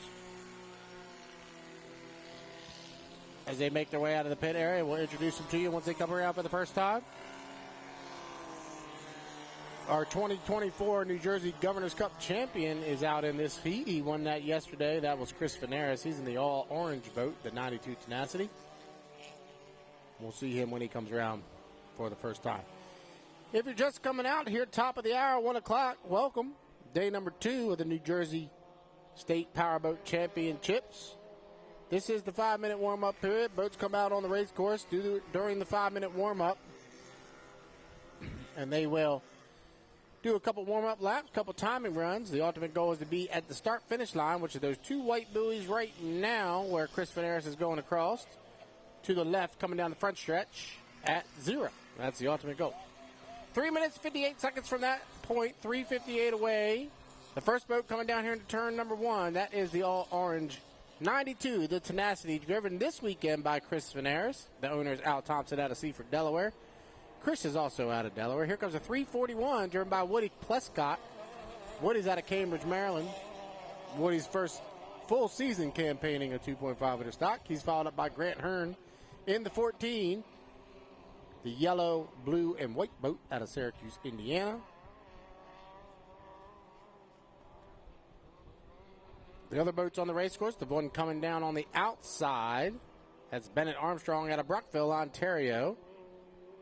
Bennett, the young man out of Brockville, had a great run yesterday, running second in the final. His first full weekend in the 2.5-liter stock, did a good job yesterday. And the boat 2 is inside the 26, the orange craft with a checkerboard cowling. Kevin Smith out of Peabody, Massachusetts in the Dreamweaver. Those are the 5 boats that have made the call for the 2.5-liter stock second qualifier. Oh, Bennett's gone slow down here into turn number 1. Hopefully he can get that F3 fired back up. Looks like he's pretty far enough off the race course. Everybody's going to see him, and hopefully Bennett can either get fired back up or continue to float out towards the exit pins. Looks like he's in a pretty good spot there, far enough off the race course. We can fit 4 boats inside of him. 2:19 to the start. 2:19 away. I did see when Bennett was trying to come out of the pit area, he did have a couple of issues trying to get that thing started up. Something simply could have just gone wrong there, and he shut down in turn number 1. 2 minutes and 3 seconds to the start. 2:03 away. So we started with 5. We might be down to 4 here if Bennett can't get the 3 fired back up. Up, he's popping the lid, so that means that he's not going to get her fired back up. But that lid up means that he's okay, and everybody will see him as they've all come by him at least one time here prior to the start. So unfortunately, it did not start for Bennett here in the F3, the Total Chaos. You can see the boats cutting the race course now. That's a legal maneuver as they cut from the back stretch to the front stretch. The reason for doing that is to scrub off some time as we're 1:15 from the start.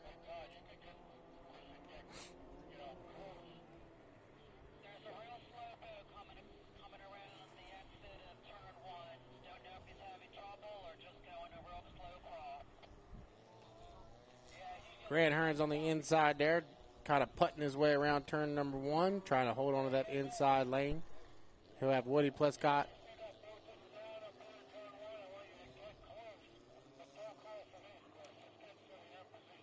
to his outside, and then he'll have Chris Veneris outside of him. We'll see if Chris decides to try to leapfrog here. He's in lane 3 right now. We'll see what Veneris tries to do in that 92 Tenacity. And Kevin Smith hanging back just a little bit. 27 seconds to the start. 2.5-liter stock qualifier. So it looks like Hearn's in 1, Plescott in 2, Veneris in 3, and Kevin Smith in 4. As we're 13 seconds from the start, 2.5-liter stock second qualifier of the day as we are set. 5, 4, 3, 2, 1. Mark. Looks like a clean start from here. Veneris will lead him across from lane number 3 in the 92 Tenacity. But watch the boats to the inside. They have that inside and shorter way around. They'll be able to make up ground as they come to the apex of turn number 1. Grant Hearn is your leader with Veneris right there on his outside. Kevin Smith out in lane number 4. And then Woody Plescott on his inside. So it's Hearn and Veneris side by side off the exit of 1 here. We'll go 4 times around in the 2.5-liter stock. Second qualifier, and Grant Hearn in the Legacy 1. He'll lead them down the backstretch with Chris Veneris right there on his outside. So a Honda versus Ford situation here in qualifier number 2 for the 2.5 liter stocks. Grant obviously running the Honda with Chris Veneris running the Ford on his outside. Grant's got that inside lane, the shorter way around. He'll use that to his advantage, and he'll lead by about a boat length as they come across start-finish line for the first time. We go 4 times around here. That's 1 down and 3 to go. And Grant went a little bit wide, pushes Chris out a little bit that time as they come through the apex of turn number 1. So Hearn leads. Veneris runs in second. Third place, nice battle between Woody Plescott on the inside and Kevin Smith on the outside. Battling out for third position here in the 2.5 liter stock qualifier. We're 1.5 in, 2.5 to go. And it's Grant Hearn, your leader. We'll call it 4 boat lengths. Wow, Chris Veneris really took a rough ride as he come across the midway point of the backstretch down here into turn number 2. So Hearn leads. Veneris is in second. Looks like Plescott in third. And Kevin Smith in fourth. So through the apex of turn number 2 to come around a complete lap 2. It'll be 2 down, 2 to go here in the 2.5 liter stock second qualifier. And Grant Hearn, he's using that inside lane to his advantage. He leads by 3 boat lengths. Chris Veneris is not giving up, though. He's on the outside there, pushing really hard, hugging that white water line, running back in second position. Nice battle for third between Woody Plescott and Kevin Smith. Woody on the inside of Kevin, Kevin on the outside. Running out for third position here in the second qualifier for the 2.5 liter stocks. Grant Hearn's opened up just a little bit. We'll call it a rooster tail and a half now over top of Chris Veneris back to second position as we are 2.5 in and 1.5 to go here in the 2.5 liter stock second qualifier. And Grant Hearn leads. Chris Veneris is in second. Woody Plescott in third. Fourth position is still Kevin Smith. So off the exit of 2 to come around and get the white flag. 3 down, 1 to go here in 2.5 liter stock second qualifier. And Grant Hearn, he's your leader. We'll call it a full rooster tail and a half now over top of Chris Veneris, still running in second position as they head down here into turn number 1. Grant Hearn in the Legacy 1, running that Honda over top of the 92 Tenacity, and Chris Veneris running the Ford. So they come through the apex of turn number 1 here on lap number 4 of 4, and Hearn leads.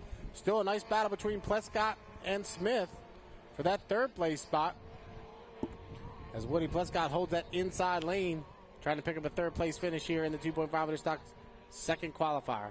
But your leaders through the apex of turn number 2 here on lap number 4. Off the exit pin, they'll be looking for the checker flag this time by. It'll wave on the barge. He'll come across start finish line. And Grant Hearn, he'll be your unofficial winner of the second qualifier in the 14, the Legacy 1. Second place will go to Chris Veneris. Third, Plescott on the inside. Smith on the outside. It's too close for me to call from here. But it looks like maybe, just maybe, Woody Plescott was able to hold on to that. Not sure. We'll have to wait and see. But the top 2 were the 14, the 92, then it became the 341 and the 26. Up next, we'll go Jersey Speed Skiff Racing. Jersey Speed Skiffs in the water, ready to go for their first qualifier.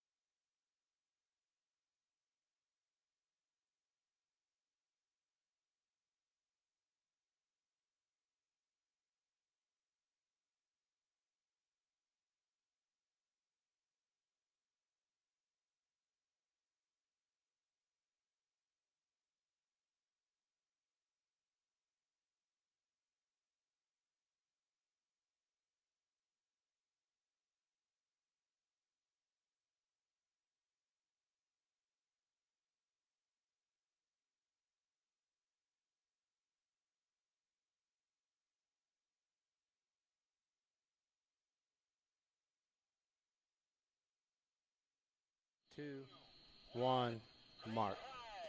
All right, 5 minutes on that sounded for our first Jersey Speed Skiff qualifier this afternoon. Skiffs will be making their way out onto the race course. We had 13 of them show up here this weekend. Great contingent of Jersey Speed Skiffs. I think we're down to 12. Max and San Juancio's 45 unfortunately had a catastrophic motor failure yesterday. They're unable to go here today. So we have 6 in the first qualifier and 6 in the second. And they'll make their way out. You can see this is the only East Coast class that has a rider and a driver. The driver obviously drives and throttles the boat. The rider is there to help with navigation and helps the driver tell where they are and helps them get on their timing marks as well. We are 4 minutes to the start, 4 minutes away.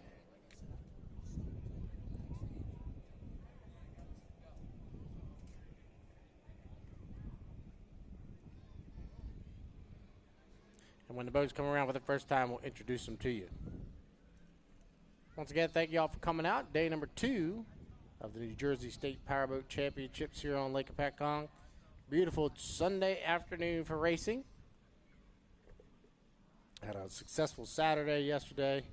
So far, so good here today. Hopefully we can keep it going and get these heats off for you here today.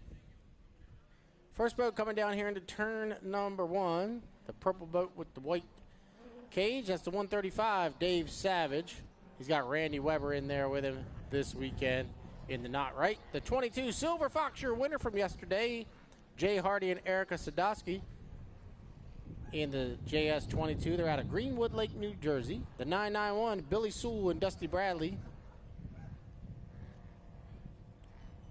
Out of Greensboro, Maryland. In the Bound for Glory. The JS10, Yump and Yimini, Jimmy Stewart and Pegawancio out of Pasadena, Maryland. And the JS10, Yump and Yimini.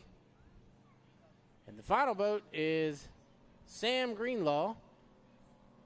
She's doing the driving with her father, Dave, doing the riding here this weekend. Sammy's going really slow across start finish line right now. And I know Sammy, she's just getting used to driving. This is her first year behind the wheel driving that 99 Very Cherry. The Greenlaw name synonymous with Jersey Speed Skiff Racing. And Samantha, I think she's the 3rd generation driver. She's doing the driving, and she's just going to stay up out of the way and let these guys fight for lanes on the inside. You can see cutting already at 2:04 to the start. Hardy has gone to the buoy row in the 22. Jimmy Stewart will come up behind him in the 10. And we'll see where it all shakes out now. Hardy's going to be up early at 1:45 right now. So he's got still a minute to kill, so Jay's going to have to cut the race course once again. So he will.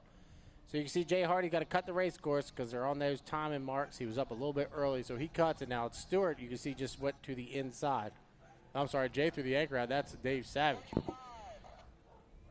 So the 2 boats down here in turn number 1 right now at the exit pin, they're the ones to watch here in this qualifier with Billy Sewell as well. Now, Billy, he's been hanging out in about lane 3 or 4, not been messing with all that fighting for lanes on the inside. Billy's running for national high points. He's got to finish heats. So he's going to probably just scoot up here and go right alongside these guys in lane number 3. 1 minute, 5 seconds to the start, so still 20 seconds to kill prior to that blue buoy down the backstretch. Got to be behind that blue buoy prior to 45 seconds. It's 15 seconds away. So right now it's Stewart in 1, Hardy in 2. Billy Sewell is in 3. Dave Savage is going to move up to his outside. There's the 45 second. Everybody was legal on the score up. Lane's not established, however, till you hit the exit of turn number 2. So if you want to jump over in front of somebody, you got to have 4 boat lengths overlap in order to do so. But it doesn't look like anybody's going to be able to do that. So it's still Stewart in 1, Hardy in 2, Sewell in 3, Dave Savage in 4, and then it'll be Sammy Greenlaw. She'll come up on the outside in lane number 5. 22 seconds for the start. 22 seconds away as they're all up a little bit early. So once again, it's Stewart, Hardy, Sewell, inside out as we are 8, 7, 6, 5, 4, 3, 2, 1, mark. All right, looks like we got a gun jumper in Dave Savage, so don't mind the 135. He was over the line a little bit early, so watch these three coming down here into turn number 1 right now. The inside, the JS10, but stuck in the middle is the 22, the Silver Fox. So the Jay Hardy, he is your leader on the race course because we know the 135 jumped the start, so hopefully Savage will move up out of the way and allow these three guys to move to his inside. So right now it's Hardy, your leader, with Stewart on the inside and Billy Sewell running back in third. So Jay Hardy, he'll come off the exit of turn number 1. The 22 Silver Fox picking up where he left off yesterday. A great run yesterday for Jay Hardy, going a perfect 2 for 2. He leads by 2 boat lengths. Jimmy Stewart, though, has that inside and shorter way around. We'll see if he can use that to his advantage as they go down here into turn number 2 on lap number 1. So Hardy leads. We'll call it a boat length and a half, but here comes Stewart on the inside. And Jimmy Stewart will power up on the inside and make it a side-by-side battle off the exit of 1. Hardy leads. Stewart in second. Billy Sewell in third. And Sammy Greenlaw runs back in fourth position. Coming around to complete lap number 1. 1 down and 3 to go here in Jersey Speed Skiff qualifier number 1. And Jay Hardy, the 22 Silver Fox, he's your leader down here in the turn number 1. The Yumpin' Yemeni, the JS10 of Jimmy Stewart and Pegawancio runs in second. Billy Sewell and Dusty Bradley running back in third. Billy just waiting to pound to see if anything happens between these top two as they go down here into turn number 1. Side-by-side dueling here in the Jersey Speed Skiff qualifier, and Jay Hardy leads off the exit of 1. We'll call it a boat length as they go down the backstretch. Hardy leads, Stewart second, Sewell third, 1.5 in, 2.5 to go here in the Jersey Speed Skiff qualifier. The top 3 will automatically make it into the final later on today, and everybody else will run in the B final. So we're going to run 2 finals, the A final and the B final. The top 3 will make it into the A main, which will be the last heat of the day coming up this afternoon. So Jay Hardy off the exit of 2. Saul's on that a little bit as he comes off of 2, coming around to complete lap number 2. So 2 down, 2 to go here in the Jersey Speed Skiff qualifier. And Jay Hardy out of Greenwood Lake, he's your leader. Second place, Jimmy Stewart and Pegawancio third. Billy Sewell making up ground on the outside, running in third position. But these top 3 guys, they know they're automatically going to be in the final if they just finish 1, 2, 3 just like this here in the qualifier. So Hardy leads, Stewart second, Sewell third. Coming across start finish line is Dave Savage. We know Dave jumped the start, so he's going to be assessed a 1-minute penalty. So that'll give fourth position to the 99, the Very Cherry, and Samantha Greenlaw. 2.5 in, 1.5 to go here in the Skiff qualifier. And Jay Hardy, the JS22, he is your leader. We'll call it 6 or 7 boat lengths as they head down the backstretch. Jimmy Stewart still runs in second, and the JS10 Yumpin' Yemeni in third is Billy Sewell in the 991, the Bound for Glory, through the apex turn number 2 to come around and complete lap 3. White flag will be displayed, 3 down and 1 to go for the 22. And Jay Hardy, he's got the white flag as he comes across start finish line to complete lap number 3. So one more circuit around here in the Jersey Speed Skiff qualifier for Jay Hardy and the JS22, the Silver Fox. Jimmy Stewart still holds on to second. Third is still the 991, the Bound for Glory. Pretty much unchanged since turn number 1 on lap number 1, as everybody's pretty evenly spread out here in the Jersey Speed Skiff qualifier.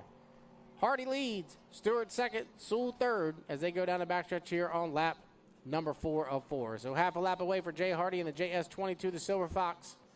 Nice commanding lead. We'll call it 10 to 12 boat lengths as they go across the midway point of the backstretch. So down into turn number 2, brand new haul this season for the JS22 team. That boat's running really well.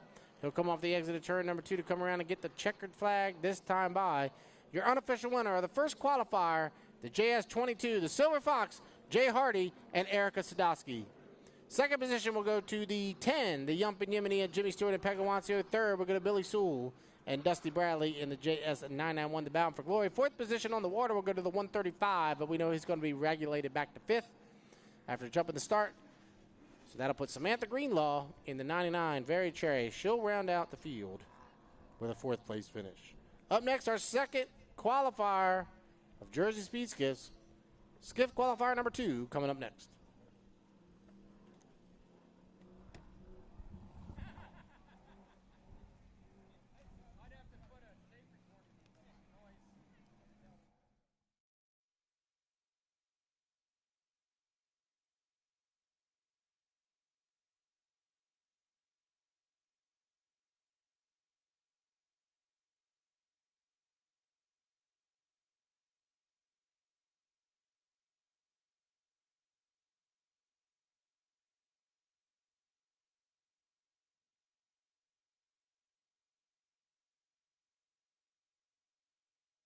next will be our second qualifier, Jersey Speed Skiffs. This will be our final qualification heat of the weekend. After this, we'll move into our finals. So after this next heat, we'll have a small river break, which we will allow our rescue teams to come in and get some lunch and then head back out. It'll be approximately about 25 to 30 minutes. And then we'll come back with our finals. So after this heat will be the halfway point of our Sunday card. And once we get this next heat out in the water, as I said, it'll be the halfway point. Just doing some looking around. I know it's NFL Sunday. The Giants are currently trailing the Commanders 3-0 in the first quarter. And then we got some Giant and Jets fans. The Jets currently trailing the Titans 7-0. Also with about 2 minutes left in the first.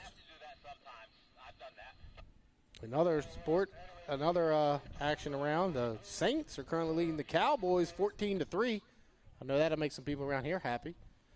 14-3, the New Orleans Saints on top of the Dallas Cowboys. 4 minutes left to go in the first. All these games currently in the first quarter. Ravens leading 3-0 over the Raiders. Chargers 6-0 over the Panthers. 10-0 the Packers over the Colts. Vikings up 3-0 over the 49ers. The Browns 7-0 over the Jags. Patriots and the Seahawks tied at 7. And the Buccaneers are up 6-3 on the Detroit Lions. A lot of games in the early window here on this week number 2 of the NFL season. Try to keep you up to date on that, especially when we get into it. Inside 1 to the 5 for our second qualifier of Jersey Speed Skiff.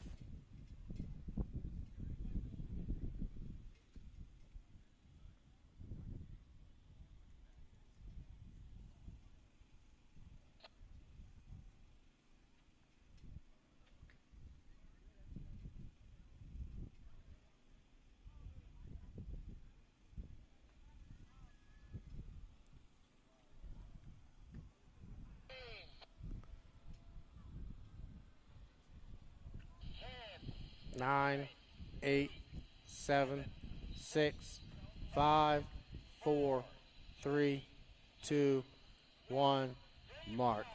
All right, 5-minute gun has sounded. Second qualifier of Jersey Speed Skiffs making their way out onto the race course.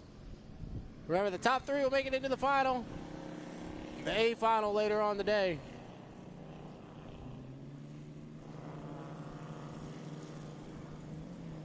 As they all come off the beach, we'll get a little bit of specs on the skiffs. They're about 16 feet long. Flat bottom boats. They run a 283 or a 305. Most of the guys are running a 283 nowadays. And they have a cavitation plate on the back of the boat. The rudder is underneath the boat, or we call it an outboard rudder, which is actually sticking off the back of the boat behind the cavitation plate. And the drivers will control that cavitation plate with a hand, basically we call it a hand pedal, inside the cockpit. And they'll move that up and down as they go throughout the heat. So a little bit of information on the Jersey Speed Skiff, one of the most competitive classes in APBA inboard, especially here on the East Coast. We are 3 minutes and 52 seconds away from the start. Our final qualification heat of the weekend. Jersey Speed Skiff second qualifier. After this, we should have our finals set.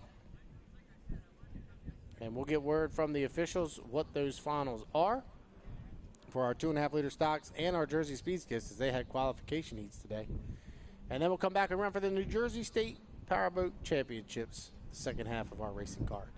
First boat down here into turn number 1. That's a 719. It's driven by Taylor Barr. This weekend in the 719. The 23, Keith Gunther. He's got Nick Wheeler in there with him in the Kryptonite, that all green boat. The 721 of Courtney Truelove. She drives us going skiffing crazy. George Sewell in the 8. The 35 of Brandon Kennedy. He drives the 35 TM Special. He's got Mason McClure in there with him. And the final boat, the blue and white 41 of Brendan Langford with Rob Schiller in there with him here this afternoon. 2 minutes, 45 seconds to the start, 2:45 away. Taylor Barr's got Chris Kramer in there with him. I'm sorry. Sometimes these guys change riders up throughout the weekend. Makes it hard on me. All right, cutting the race course here. Jersey Speed Skiff second qualifier. Courtney Truelove has just gone right to the buoy row. She always seems to be able to get that inside lane somehow from away from these guys and get that inside in that JS 721.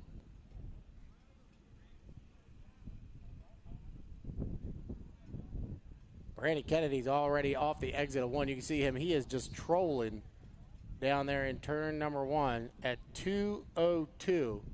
And it doesn't look like Brandon's going to be able to kill a minute 15, so he's going to power back up and come around everybody, just like everybody else did. He thought he was going to sit there and try to troll, but Brandon's going to power up and come through the infield in that JS 35. 1 minute from the 45-second 45-second score up. That blue buoy on the backstretch, you see everybody just sitting here right now. This is where the riding mechanics really do come in play, because it's hard for them to see with those bows up like that. It's hard for the driver to see, so the riding mechanic will help them tell who's on their inside and who's on their outside. So right now, Truelove is in 1. Looks like Taylor Barr is in 2. The 23 is in 3. Let's see where Kennedy decides to go. The 45 of Brendan Langford, he's got to hang out to the outside, so Brandon can scoot right through in that lane number 5 right now if he wanted to, and then power down and try to do a leapfrog once they cross the blue buoy. 15 seconds to the score up. So right now the 721, the 719, the 23, then the 8, then the 35, then the 41.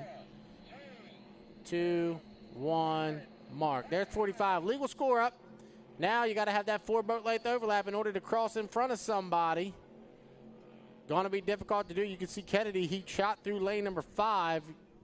It looks like he may have come over to 1 lane over or not. I'm not sure. It's hard, really, really difficult for me to see from here if he did do that leapfrog, but it looks like he may have come over to at least lane number 4. So right now the 721 is in 1. The 719 is in 2. The 23 is in 3. The 35, I believe, is in lane number 4. Then it'll be the 8 and the 41. 7, 6, 5, 4, 3, 2, 1. Mark. Looks like a clean start from here. And on the outside, the 41, Brendan Langford, had the best start of them all. He'll lead them in lane number 6 down here into turn number 1. But watch on the inside, Courtney Truelove and the 719 of Taylor Barr side by side through the apex of turn number 1. So Taylor Barr is your leader in the 719. Courtney Truelove, she falls back to second with Keith Gunther on her outside, running in third. Brandon Langford in fourth. George Sewell running in fifth, and Brandon Kennedy and Mason McClure rounding out the field in sixth.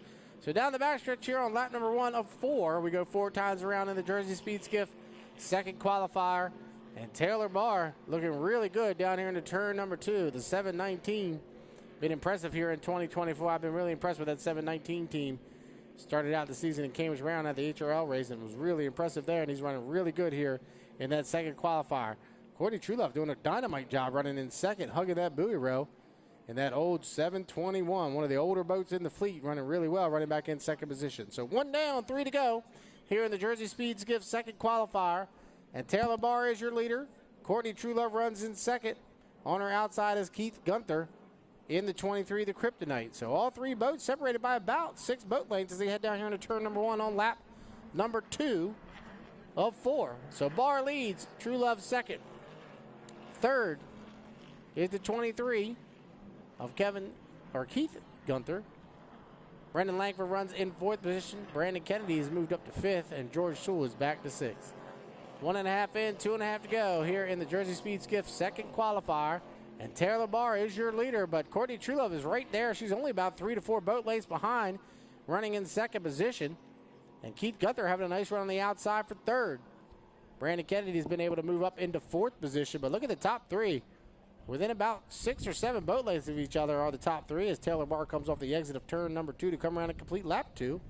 It'll be 2 down and 2 to go here in Jersey Speed Skiff second qualifier.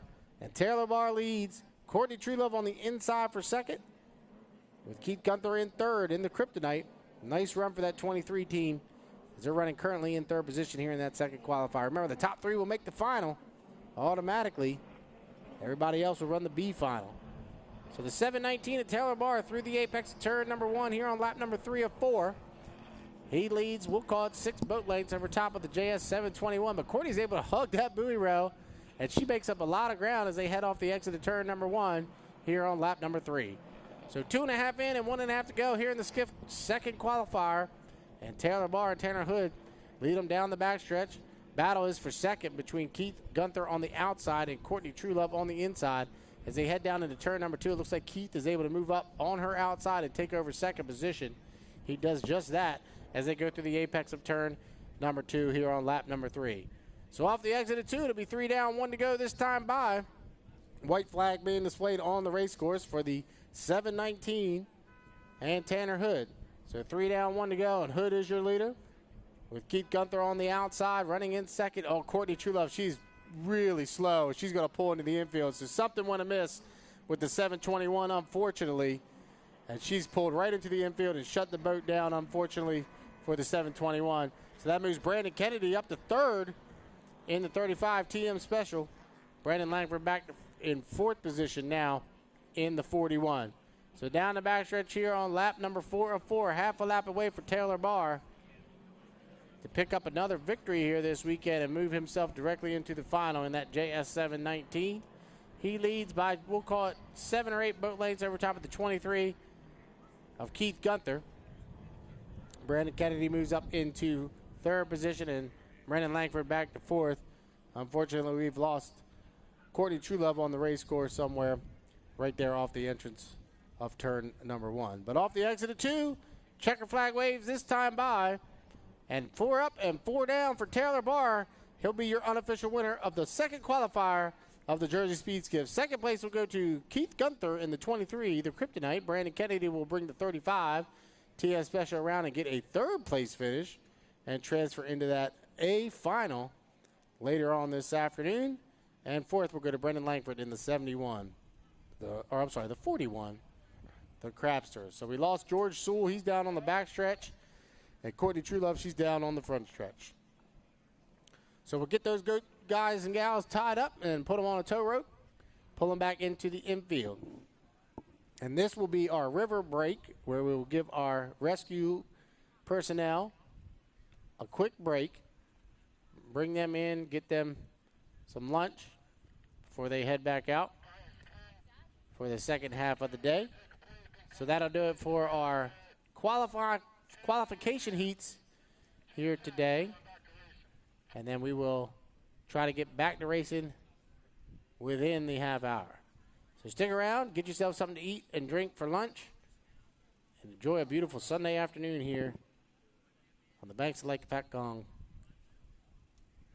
Thanks for coming out, and we'll come back here shortly with the results and who is going to be in the finals later on today. So we'll be back after this break in just a few.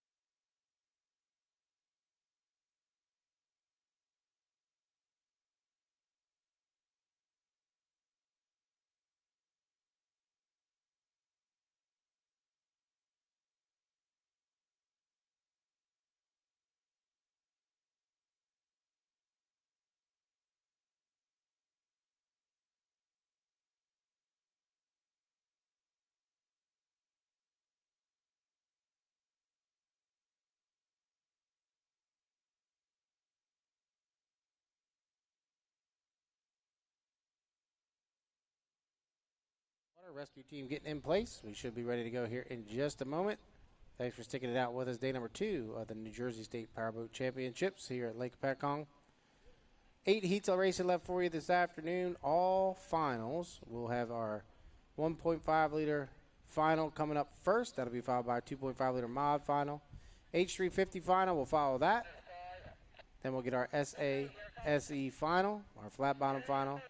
Then we'll get in the 2.5 liter stock B final, 2.5 liter stock A final, Jersey Speed Skiff B final, and then we'll round out the day with our final heat of the day, which will be our Jersey Speed Skiff A final.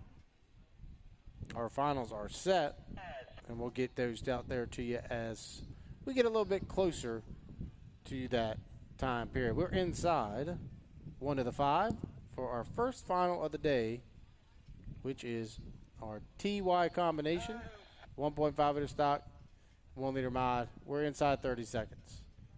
Thanks for sticking around with us today. I hope you got something to eat and drink from the vendors and sit back and relax and enjoy a beautiful Sunday afternoon racing here on the banks of Lake Hopatcong. We should move quickly through this. We've got 8 heats left. Shouldn't take too much longer as we are 7, 6, 5, 4, 3, 2, 1, mark. All right, 5-minute gun has sounded. If you're new or just coming out, this is the 5-minute warm-up period. The race does not begin until the end of that 5-minute period. We will have a 2-boat final here. Unfortunately, some attrition in the small boat class between yesterday and today. We started with 5, and we're down to 2, unfortunately. So far this weekend, Rob Bolanowski's won 2 heats, and James Thompson has won 1. These 2 guys are out on the race course once again together. We'll see who comes out on top between the 2 and the 54. So they'll go down the backstretch for the first time. They'll come across start-finish line to, quote-unquote, check in with the officials that are on start-finish. And then once they do that, they're legal and are able to do a couple laps around and get ready to go prior to that 5-minute mark.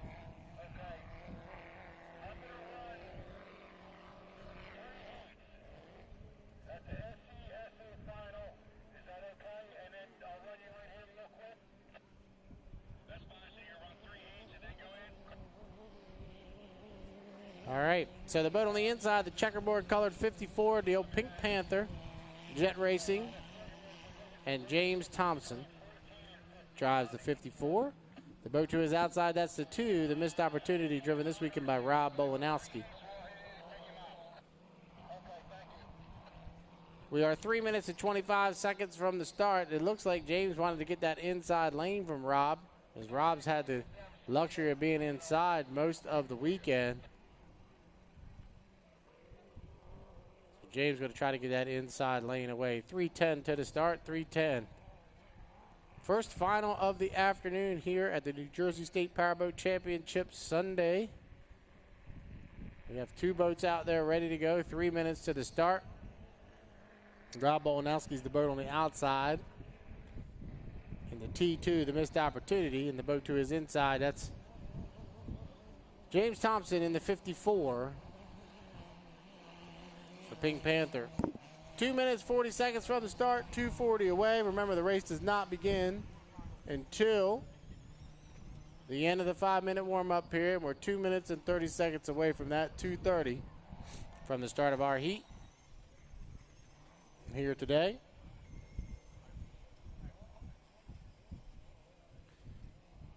These have been the 2 boats that have completed all their heats so far this weekend. I know Rob had a mechanical issue in yesterday's final, unable to get the victory, but he's won the other 2, and James was able to come out on top in that final. So kind of the 2-1 right now in favor of Rob on the weekend.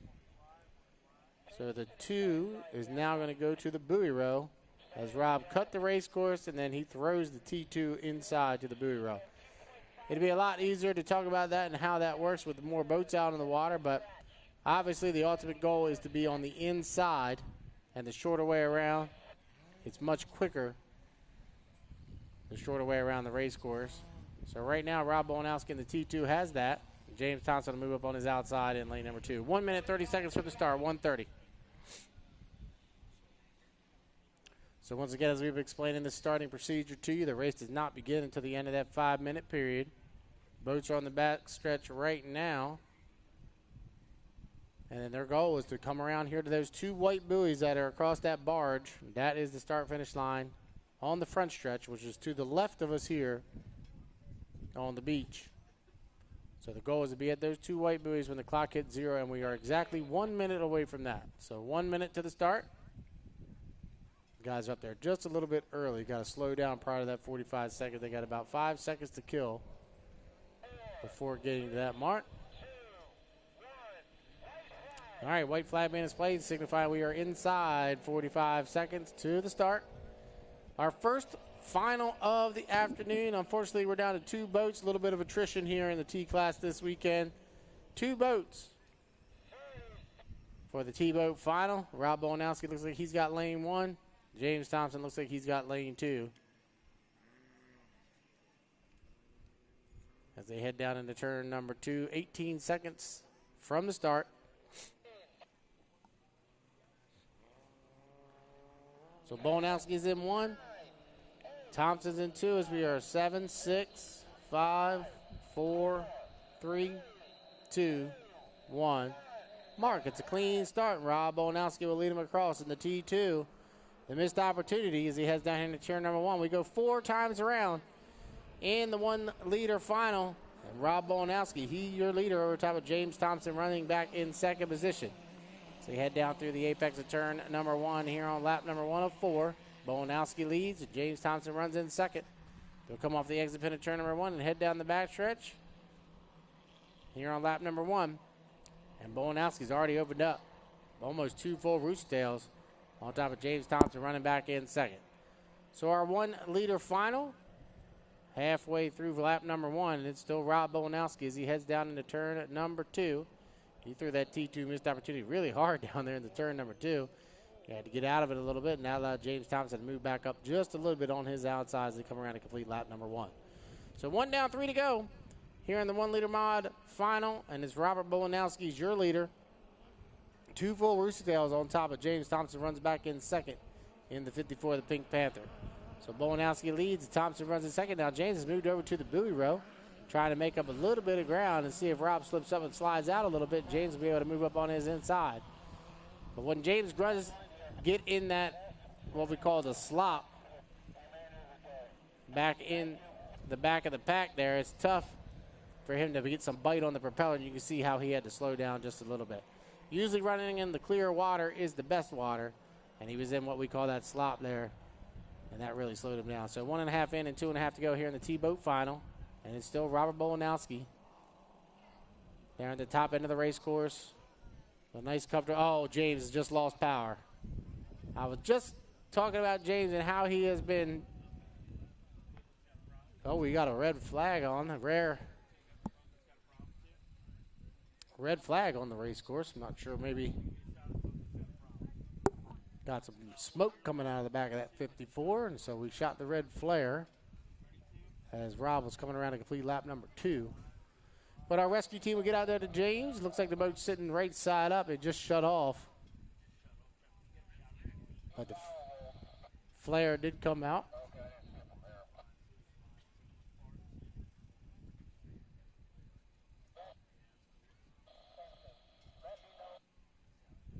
Just waiting for word from the officials what took place there because I missed it.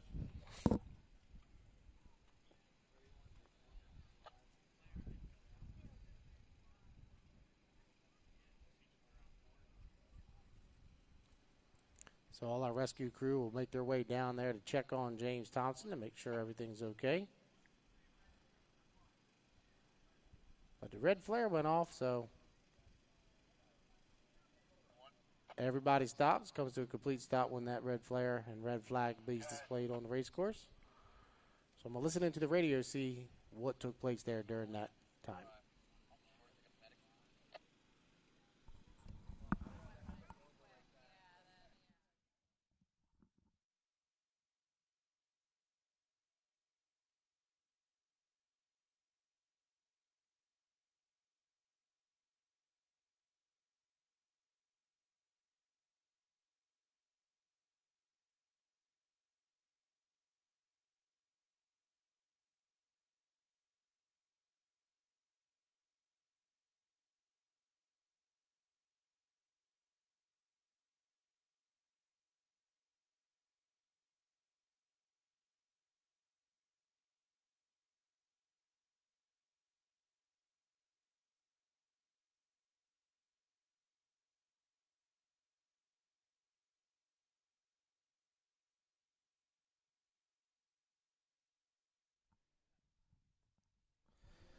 All right, so we're going to throw the black flag out. That'll allow Rob Bolanowski to move back to the pit area.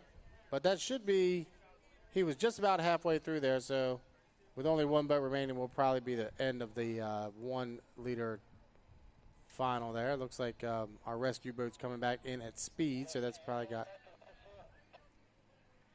James Thompson on that boat. So once we get the race course clear, and we get the Pink Panther towed in, we should be ready to go with our A-boat 2.5 liter mod final.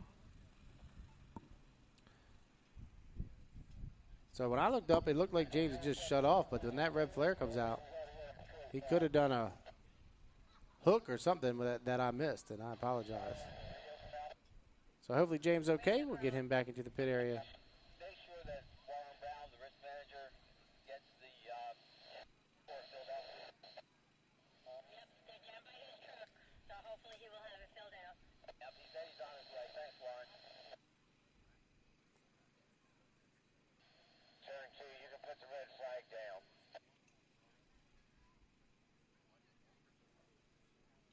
All right, so we'll get our race course clear. We'll come back out with our 2.5 liter mod final.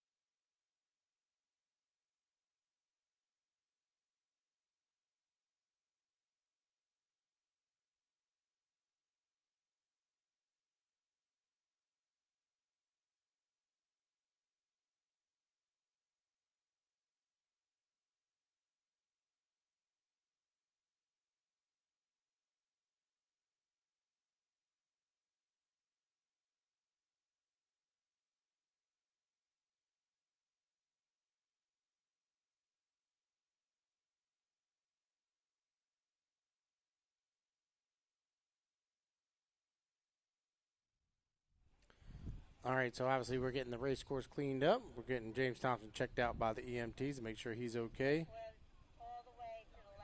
I did hear a report of a barrel roll, and I just missed it. So I apologize for that. But we got the 54 being towed back in now. As soon as they get that boat back up here and we get our rescue personnel back out, we'll be ready to go with our next final, which will be our 2.5-liter mod final. They're all in the water and ready to go for their final heat of the weekend.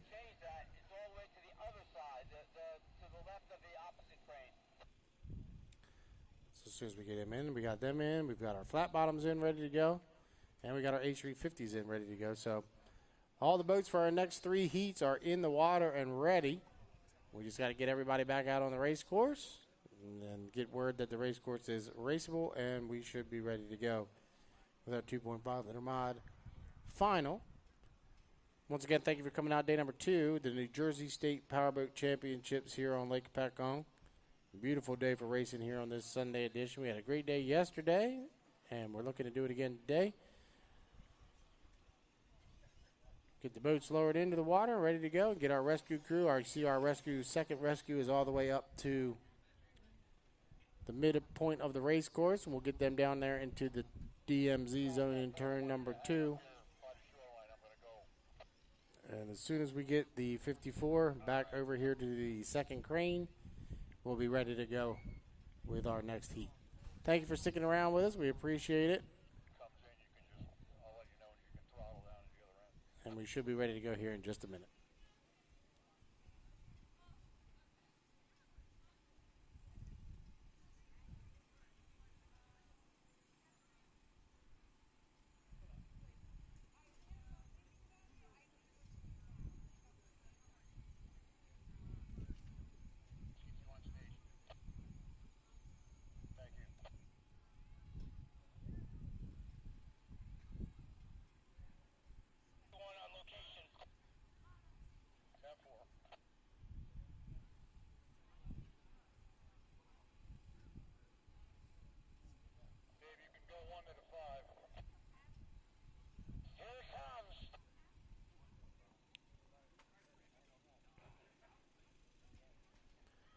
All right, we are inside 1 of the 5. Our 2.5-liter mod final coming up next.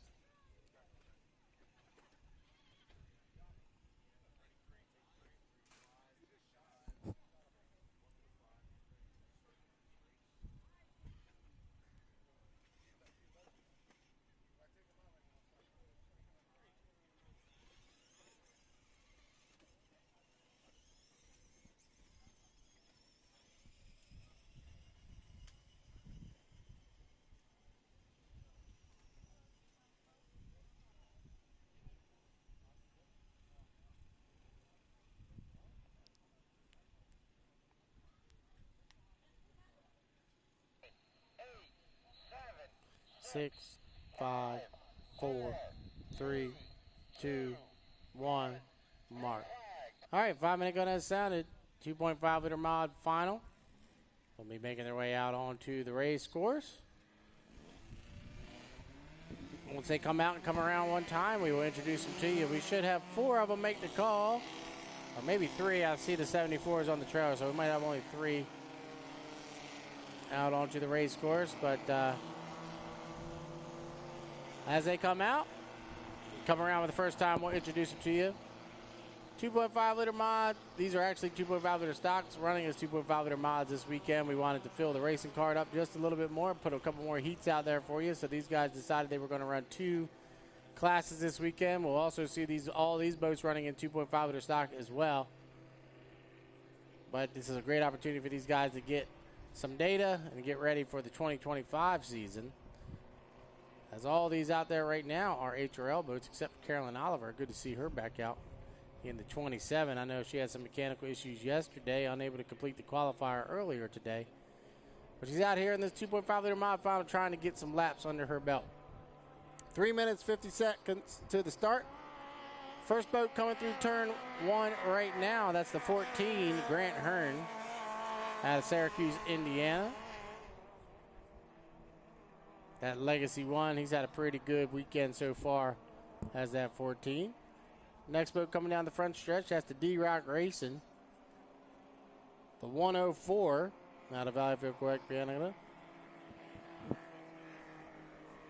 Lucas D is doing the driving this weekend in that 104. The boat on the inside, the checkerboard Cal and the S2 Novo Racing and Jacob Hainu out of Beauharnois, Quebec. And then the boat on the outside, the purple and white of Carolyn Oliver in the 27 out of Annapolis, Maryland. Those are the 4 boats for the 2.5 liter mod final. We are 2 minutes and 52 seconds away. 2:52 from the start. Once again, if you're just coming out, tuning in for the first time, this is the 5-minute warm-up period. The boats come out on the race course, do a couple warm-up laps. The race does not officially begin until that 5-minute warm-up period is over. And then the ultimate goal is to be at that start-finish line right there where that green boat just went across. There's 2 white buoys to the left of us here on the beach. When the clock hits 0, we are 2 minutes and 20 seconds away from that point. So it's all about timing here in APBA inboard racing. You got to be at that start-finish line when the clock hits 0.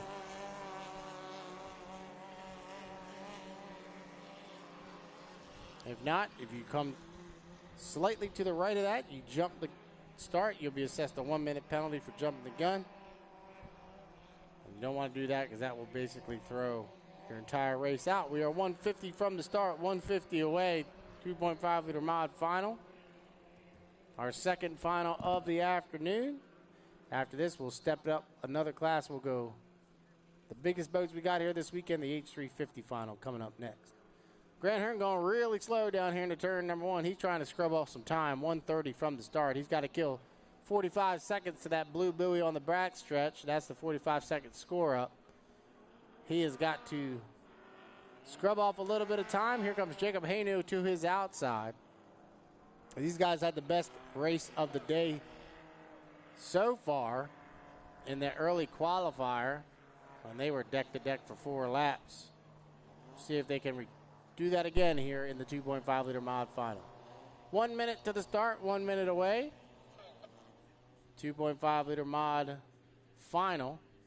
Our second final this afternoon here at the New Jersey State Powerboat Championships. Looks like Grant Hearn will be in 1 and Jacob Hainu will be in 2. Carolyn Oliver, she's going to squeeze up there in lane number 3. And Lucas D is on rookie restriction. He's going to start up on the outside. But as many heats as he's run today, he should have his APBA card after this weekend. 30 seconds to the start. So Hearn is in 1, Hainu in 2, Oliver in 3. And Lucas is up on the outside in the D-Rock Racing in lane number 4. 22 seconds from the start. Everybody looks like they're in pretty good spot here for this 2.5 liter mod final. They'll come down to try to time it just right to be at that white buoy when the clock strikes 0 as we are 6, 5, 4, 3, 2, 1. Mark. We'll call it a clean start from here. Jacob Hainu will lead him across start-finish line in the S2. In lane number 2. Grant Hearn on the inside. He'll use that inside and shorter way around to his advantage. And he'll take the lead through the apex of turn number 1 here on lap number 1. Remember, we go 4 times around here in the 2.5 liter mod final. You can see Grant went out just a little bit wide that time, and Jacob had to go as well. But it's about a boat length and a half separating first and second as they go down the backstretch here on lap number 1. Hearn on the inside and Hainu on the outside are your leaders down into turn number 2. Here on lap number 1 of 4 in the 2.5 liter mod final. And Grant Hearn, he's your leader in the Legacy 1 as they come off the exit of turn number 2 to come around and complete lap number 1. 1 down, 3 to go, and another side-by-side duel between Jacob and Grant. Hainu on the outside and Hearn on the inside. Jacob will take the advantage down here to turn number 1. He'll actually turn left first, but that inside for Grant Hearn gives him the advantage, but they are 2 boats side-by-side through the apex. Hearn and Hainu once again putting on a show here in the 2.5 liter mod final.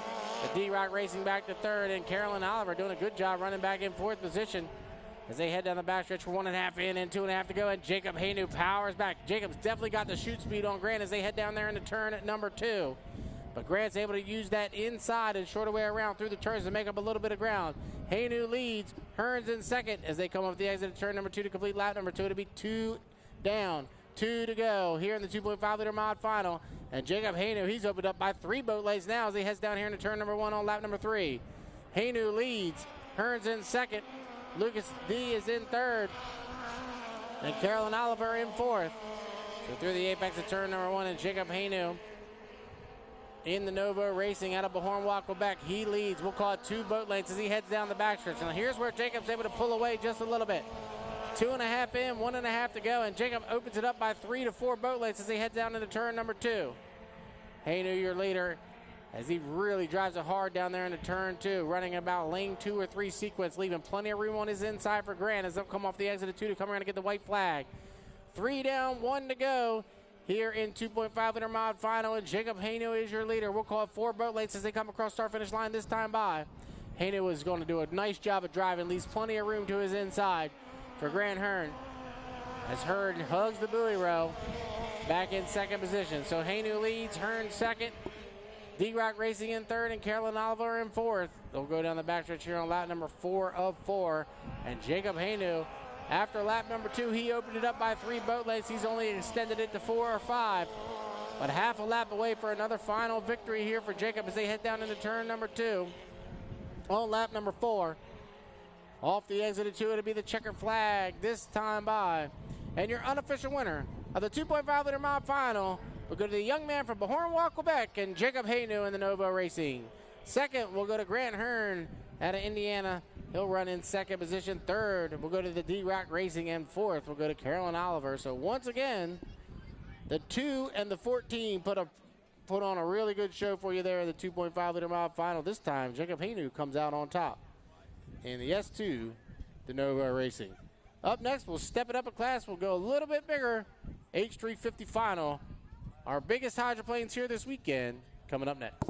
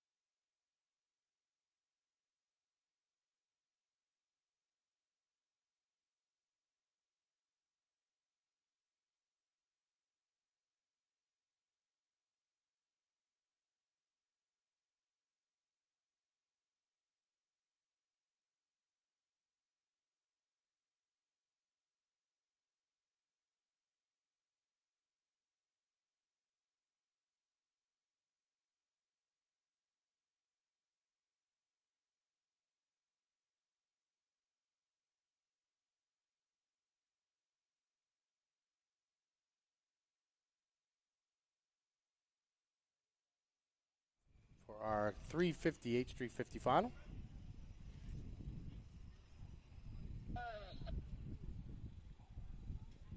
"30 seconds.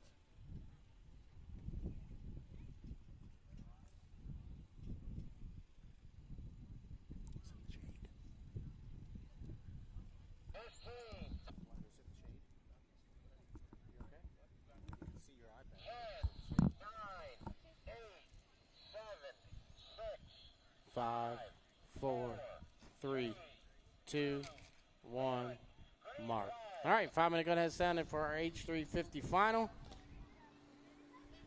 350 cubic inch motors, speeds of 120 to 125 miles an hour. Our biggest class here this weekend, making their way out on the race course. Patrick Hayworth won the qualifier earlier today. We'll see if he can back it up with a final later on, or right now, as he's made his way out onto the race course.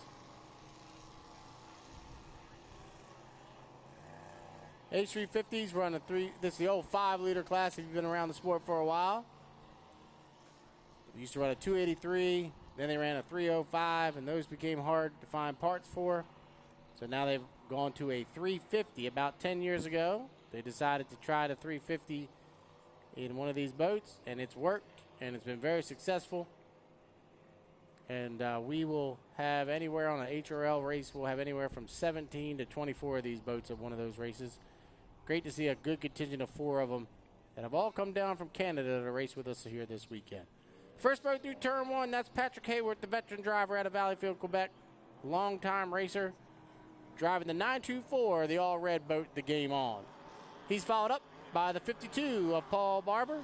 He's out of Ottawa, Ontario, Canada, in the H52.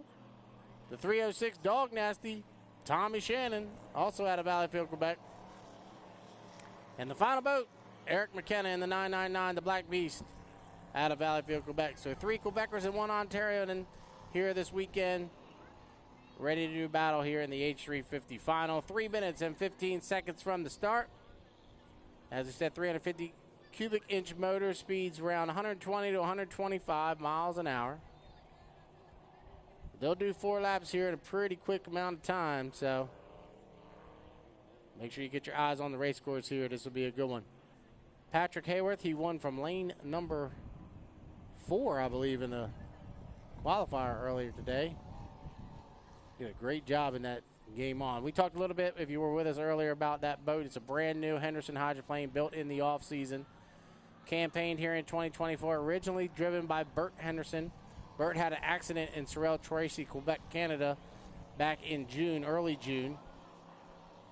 And Bert was unable to continue to drive here in 2024. So Patrick Hayworth jumped into the seat in the 3rd race of the season in Brockville, Ontario, and he's done a really good job in that 924, the Game On, ever since. And so far this weekend, he's got 2 victories. 2 minutes and 5 seconds to the start, 2:05 away.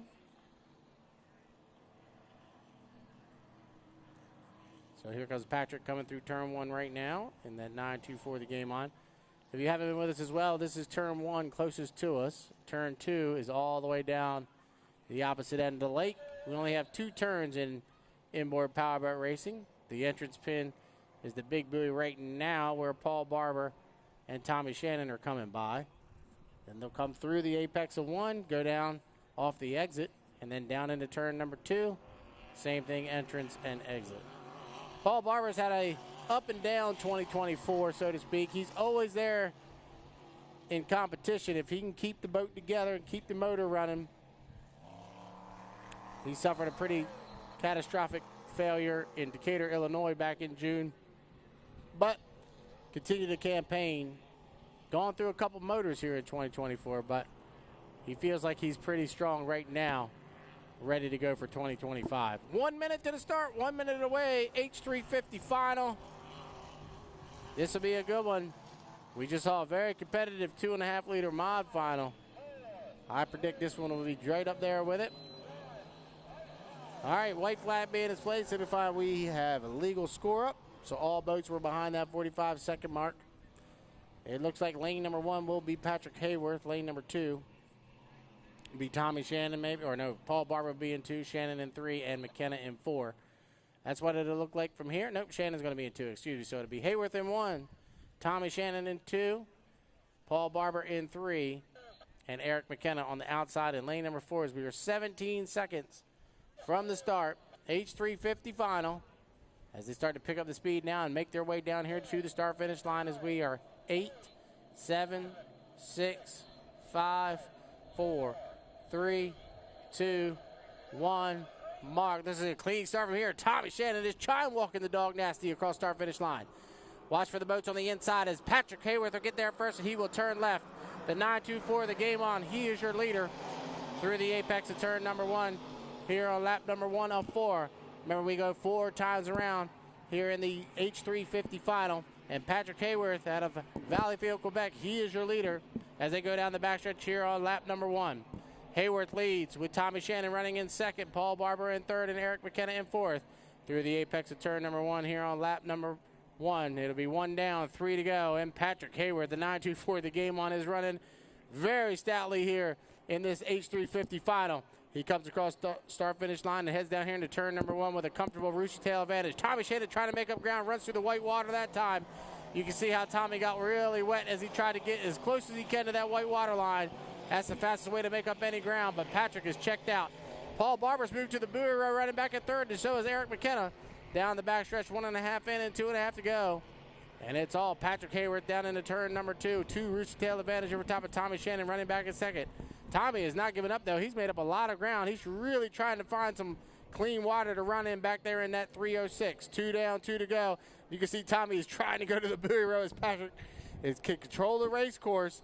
And Patrick goes from about lane number 1 out to about lane number 2. He's able to do that because he is leading. So he'll come through the apex of turn number 1 with a nice 2 full Rooster Tail advantage. Shannon runs back in second. Paul Barber in third, and fourth is Eric McKenna. 2.5 in, 1.5 to go. H350 final. And Patrick Hayworth, he's your leader. 2 full Rooster Tail advantage over top of Tommy Shannon running in second. Third is still Paul Barber, and fourth is Eric McKenna. Off the exit of turn number 2 here to come around and complete lap number 3. White flag be displayed, 3 down, 1 to go. And the veteran out of Valleyfield, Quebec, gets Patrick Hayworth. He'll come down here into turn number 1 on lap number 4. You can really see the air getting underneath Tommy Shannon's boat as he skies it down here into turn number 1. Hayworth, Shannon, Barber, McKenna. That's how they run on the race course as they get down the backstretch here. Half a lap away for another victory for Patrick Hayworth in the game on. He'll head down into turn number 2 on lap number 4 of 4. He'll throw up a nice wall of white water off that left hanging skid fin. He'll come off the exit of turn number 2. It'll be the checker flag this time by. And the veteran out of Valleyfield, Quebec, Canada, Patrick Hayworth will be your winner of the H350 final. Second, we'll go to Tommy Shannon, the 306, the Dog Nasty. Nice run for Tommy. Third, we'll go to Paul Barber in the 52 out of Ottawa, Ontario. And Eric McKenna in the 999, the Black Beast, will round out the field in fourth. Perfect 2 for 2 on the day in the New Jersey State Powerboat Championship for Patrick Hayworth, your winner of the H350 final. Up next, we'll have our first flat bottom final of the day, our Sportsman Advance final, coming up next.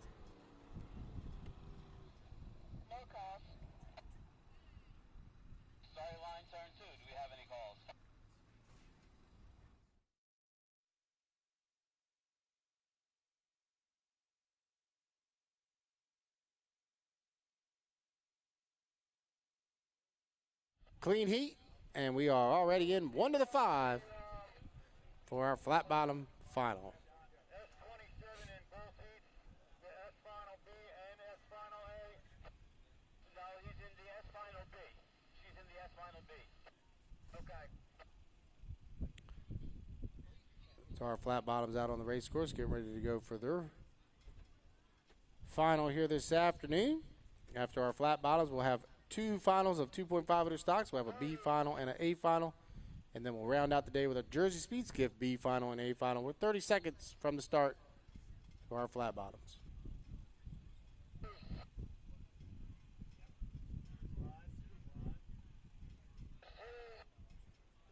15. 9, 8, 7, 6, 5, 4, 3, 2, 1, mark. 5-minute gun. Sportsman Advance final. Start to make their way out onto the race course. I believe we'll have 7 of them come out for you here in the Sportsman Advance final. So far, it's been John Britton's weekend. He's a perfect 3 for 3 in the Sportsman Advance class. He makes his way out of the pit area in the 97. That's the maroon boat just coming out onto the race course now. John Britton, a local driver from right here in northern New Jersey. He won the Governor's Cup yesterday. We'll see if he can win the New Jersey State Powerboat Championship today as he makes his way out. One of the cool stories is that 122 High Tension, which is one boat right behind John, and we'll talk about Dominic when he comes around one more time. Dominic Cormoyer out of Valleyfield, Quebec. He's running today in memory of his late father. His father lost his battle yesterday, unfortunately. But Dominic stayed here, and he wanted to run. He said his dad would want him to run, so he's going to stay here and run this Sunday before he heads back home to deal with everything he's got to. But Dominic out there in the 122 running for his dad here today for the final time. First boat coming through, turn number 1 is the 9, the Rewind and Revival, driven by Ryan Timmerman He is out of Grand Island, New York. He drives with Greg Barker, also out of Grand Island.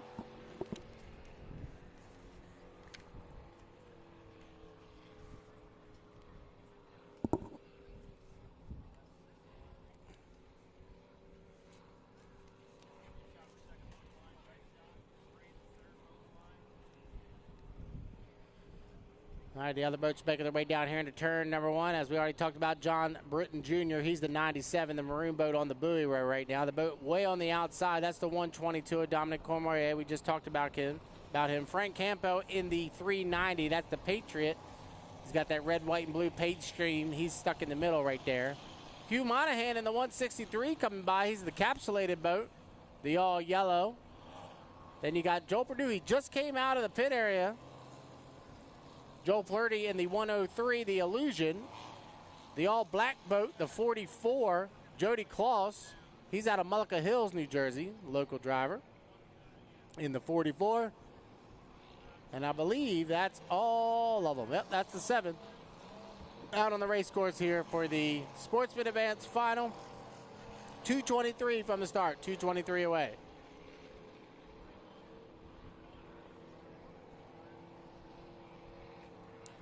We're moving right along here through our racing program today. I want to just once again thank you all for coming out.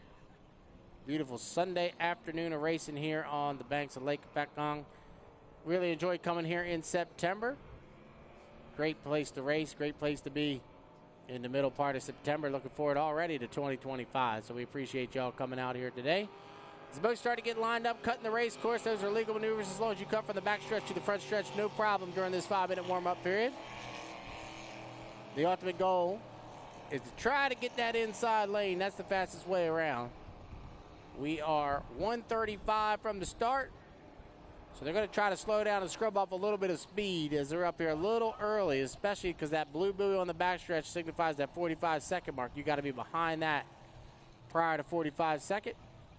It looks like, unfortunately, the 103 and Joel Purdy is going to have to come back into the pit area. He might be having mechanical issues in that 103. So he's brought that boat back to the pits. So that'll leave us with 6 here for the Sportsman Advance Final. 1 minute, 5 seconds to the start, 105 away.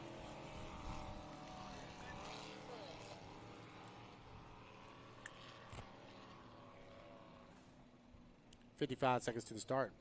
We're going to count down. See, this is going to be close on the score up.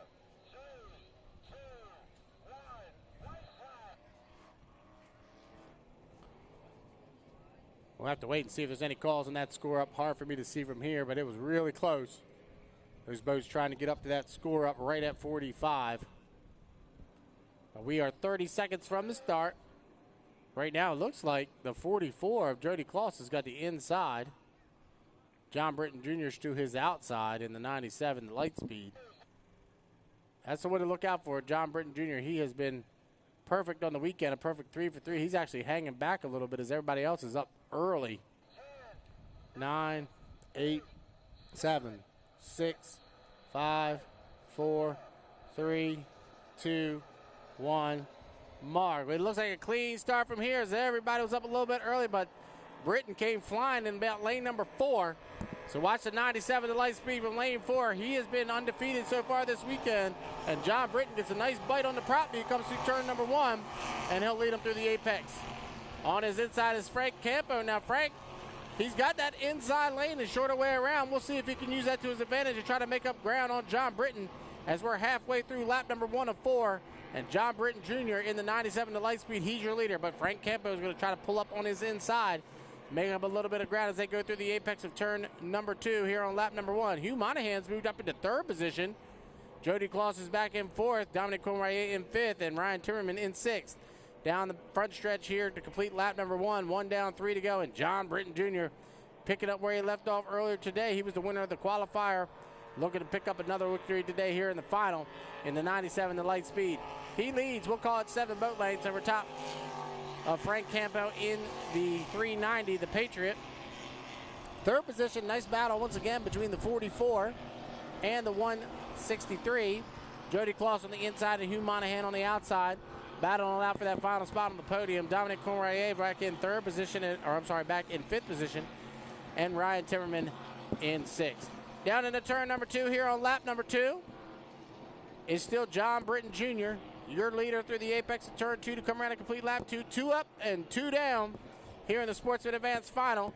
And John Britton Jr., the local driver, will come across our finish line and complete lap number 2. He is your leader. We'll call it 7 or 8 boat lengths over top of Frank Campo, running back in 2nd position in the 390, the Patriot. 3rd place, it's still Jody Claus in the 44. 4th position is Hugh Monahan. 5th place is Dominic Comarier, and 6th is Ryan Timmerman. But we're 2.5 in, 1.5 to go. And it's all John Britton Jr. down the backstretch into turn number 2. 7 or 8 boat length advantage over top of Frank Campo, running back in 2nd position in the 390, the Patriot. So through the apex of turn number 2 here on lap number 3, John Britton Jr., he'll be looking for the white flag this time by. 3 down and 1 to go here in the Sportsman Advance Final. And John Britton Jr., he is your leader. Cross start finish line on lap number 3. John Britton Jr. through the apex of turn number 1. Nice boat ride for John, as he's got that 97 light speed hooked up and running really well here this afternoon. The 390 of Frank Campo still currently running in 2nd position. And Jody Claus, a nice boat ride in that 44.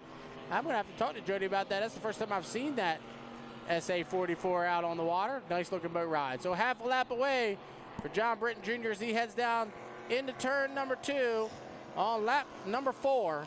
He'll be coming off the exit pin. He'll be looking for the checker flag this time by in the maroon boat with the 97 on the side of it. The light speed off the exit of turn number 2. The checker flag waves. And your unofficial winner of the Sportsman Advance Final will go to John Britton Jr., the 97, the light speed. 2nd place will go to Frank Campo. Nice run for Frank, the 390. He'll get 2nd in the Patriot. 3rd will go to Jody Claus. He'll round out the podium in the 44. 4th position will go to Hugh Monahan. 5th will go to Dominic Comarier, and 6th will go to Ryan Timmerman in the 9, the Rewinder Revival. So John Britton Jr. sweeps the weekend in the 97, the light speed, a perfect 4 for 4 here at the New Jersey State Powerboat Championship. Up next, we'll go to our B final for our 2.5 liter stocks. They'll be coming up next.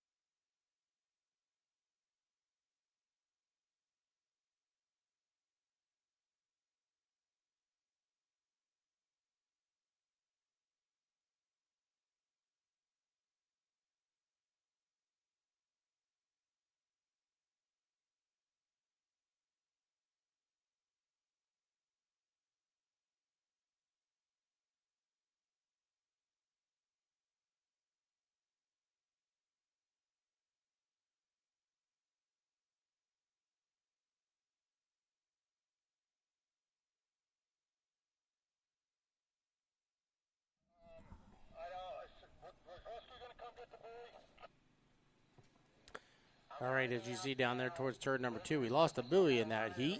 So they're going to have to replace that buoy, which is the 2nd pin in turn number 2. So we're going to come back in, get a buoy for that pin, hook that buoy back on. We're going to open up the lake to allow some boat traffic to move through while we're doing that.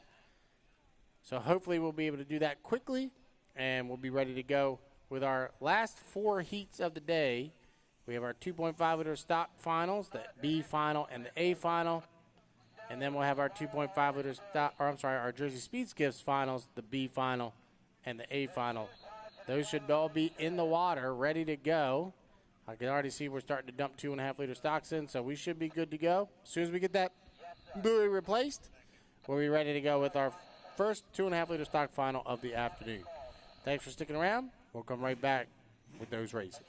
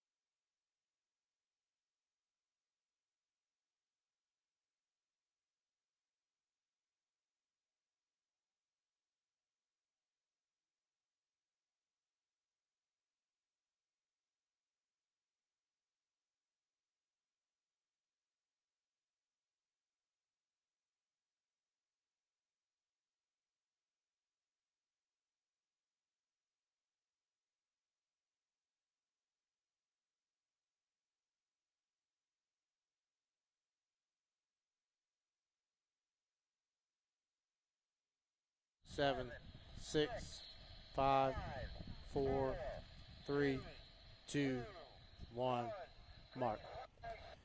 All right, 5-minute gun has sounded for our first final for our 2.5 stocks, our B final. These are the boats that are predominantly made up of our Honda-powered boats and the boats that did not make it into the A final. So normal weekend, we would run the qualifiers, then you would have to make it directly into the final and not run this B final. But to put more boats out of the water, we're going to run this B final. These guys are not running for points or anything like that in the B final. But they're able to put their boats out on the water for a second time. So far this weekend, Grant Hearn and Jacob Hainu have been putting on a good show in this class. And unfortunately, it looks like Jacob is on the trailer, not going to run here in this final heat of the day for the 2.5 stock B final. So they must have got all they needed, and they're packing up and get ready to go all the way back to Beauharnois, Quebec. We want to thank them for coming down here this weekend. As the boats come around for the first time, we'll introduce them to you here. 2.5 stocks predominantly run a 2300 Ford or a Honda-powered motor. Grant Hearn out of Syracuse, Indiana. He's the first boat that'll come down here into turn number 1. He's that yellow and blue and white craft as he comes through in the F-14. He's followed up by Guillaume Charette. We saw Guillaume earlier. He was leading his qualifier. On the last lap, he hooked, and unfortunately it took him out. I was able to speak to Guillaume briefly, and he said he's okay. The boat was okay. He just didn't know what happened. The boat just spun out on him down there in turn number 2. He's followed up by Carolyn Alver, which is the purple and white boat going down the backstretch right now. And you have Bennett Armstrong, the young man out of Brockville, Ontario. His first weekend in the 2.5 stock, had a great run yesterday, second place in the final. He had an unfortunate did not start earlier today in the qualifier, so that's regulated him back to the B final. But he'll be out there trying to learn a little bit is Bennett. And the final boat, the D-Rock Racing, the 104, the all-green boat going down the backstretch now. So those are the 5 that have made the call here for the B final. We are 2 minutes and 45 seconds away from the start. 2.5 stock B final. 2 guys side by side here, longtime HRL drivers. Guillaume Schretz out of Valleyfield. Grant, he is out of Syracuse, Indiana. But these two have been doing for many years on the HRL series. Carolyn Oliver, good to see her back out there. She had some mechanical issues yesterday and earlier today, but the boat looks to be running pretty well here during this 5-minute warm-up period. Hopefully she'll be able to keep it together for the final race of the weekend for that 27. As we talked a little bit ago, Bennett Armstrong, the driver of the 3 that just came through turn 2 right now. They're going to take that boat back to Brockville after this, get ready for 2025 and put the old Total Chaos paint scheme on that thing. And I'm very excited to see how they do in 2025 with Bennett Armstrong driving that craft. 145 from the start, 145 away. You see Grant Hearn going really slow down here into turn number 1, trying to scrub off. He's got about 45 seconds to kill prior to that blue buoy on the backstretch. Cannot be on the other side of that blue buoy prior to 45 seconds, so Grant's got to slow down, and so does everybody else. Once again, if you're just joining us, the starting procedure is the 5-minute period goes off. Boats come out on the race course, do a couple warm-up laps, a couple times around. The ultimate goal is to hit that start-finish line, which is the white buoys to the left of us here. When the clock hits 0, we are 1 minute and 4 seconds away from that time.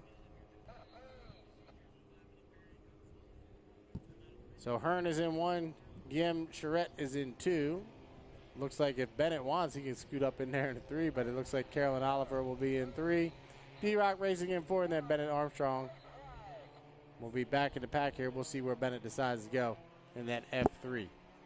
All right, 40 seconds to the start. The B final here today for the 2.5 stocks. This will be followed by the A final for 2.5 stocks.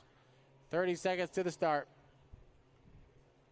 Hearn in 1, Charette in 2, Carolyn Oliver in 3, D-Rock Racing in 4, and Bennett Armstrong will be on the outside in 5 as we're 18 seconds from the start.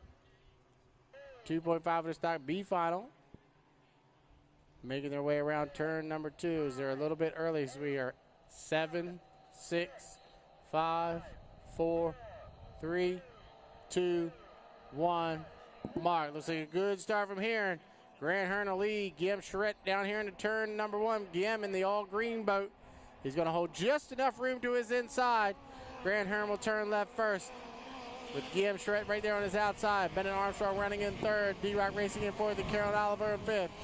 As they go through the apex of turn number 1, we'll go 4 times around here in the B final, and Grant Hearn, he'll lead it off the exit of turn number 1. We'll call it 2 boat lengths. Over top of Guillaume Charette running back in second. So down the backstretch here on lap number 1, we go 4 times around here in the 2.5 liter stock B final. And Grant Hearn is your leader. Down into turn number 2 off the exit of 2 as Grant Hearn leads by 2 boat lengths over top of Guillaume Charette running back in second. The 77 Charette racing, trying to make up ground, running the long way around. That wind's starting to pick up just a little bit. These guys are going to have to use their head as they come down the front stretch in this headwind as they head down here into turn number 1. So Grant Hearn is your leader. Guillaume Charette runs in second. Bennett Armstrong, once again, doing a nice job running back in third. Carolyn Oliver, she's moved up to 4th position. And 5th to D-Rock Racing, the 104. They'll go off the exit of turn number 1 here on lap number 2. We're 1.5 in and 2.5 to go here in the B final for the 2.5 liter stocks. And it's all Grant Hearn down the backstretch. We'll call it a 2 rooster tail advantage. So Hearn leads over top of Guillaume Charette running in second. Third place is Bennett Armstrong as they go through the apex of turn number 2 to come around and complete lap number 2. It'll be 2 up and 2 down here in the B final for the 2.5 liter stocks. And Grant Hearn, he's your leader. Guillaume Charette runs in second. Bennett Armstrong has moved to the buoy road, trying to make up a little bit of ground, trying to run that inside and shorter way around, running back in third position. So Hearn leads. Guillaume Charette runs in second. Armstrong in third. Carolyn Oliver in fourth. D-Rock Racing in fifth. We'll be 2.5 in and 1.5 to go as we cross the buoy on the backstretch here, that blue buoy. As they go down the backstretch, 2.5 in, 1.5 to go, and Grant Hearn leads. We'll call it 3 full rooster tails. Everybody pretty evenly spread out here in the B final. Hearn is your leader, with Guillaume Charette running in second and Bennett Armstrong running in third. Down into turn number 2 here on lap number 3. It'll be the white flag this time by, and Grant Hearn looking to pick up a victory here in the B final. That Hearn Motorsports Legacy 1 been running really well all weekend long. I look forward to those guys in 2025 with that Honda power, see what they can do in the Formula 2500 series in the HRL. But Grant Hearn comes through the apex of turn number 1 here on the 4th and final lap in the B final. Guillaume Charette, glad to see those guys running well here in Lake Hopatcong. They have had a really tough 2024 in that 77 Charette Racing. I don't know how many motors they went through here in 2024, but looking really good here in the final as they're going to pick up a second place as they head down the backstretch. And Bennett Armstrong, the young driver out of Brockville, doing a really nice job running back in third. But at the top end of the race course, off the exit of turn number 2 for the 4th and final time, the checker flag will wave this time by. And your unofficial winner of the B final will go to Grant Hearn, the Legacy 1, the F14. His second position will go to the 77 and Guillaume Charette and the Charette Racing. Nice run for Bennett Armstrong. He'll come around, he'll get third place in the F3, the Total Chaos. And it looks like 4th position on the inside would be Carolyn Oliver. On the outside would be the D-Rock Racing. We'll see if Carolyn can pick up 4th place. Good to see that team keep the boat on the water. It looks like D-Rock will go to the outside, and they might pick up the 4th place points here, and Carolyn will go back and pick up 5th. But we'll see those guys next weekend in Hampton, Virginia for the Summer Nationals. So congratulations, Grant Hearn, your unofficial winner of the B final for the 2.5 liter stocks. Up next, A final. 2.5 liter stock A final coming up next.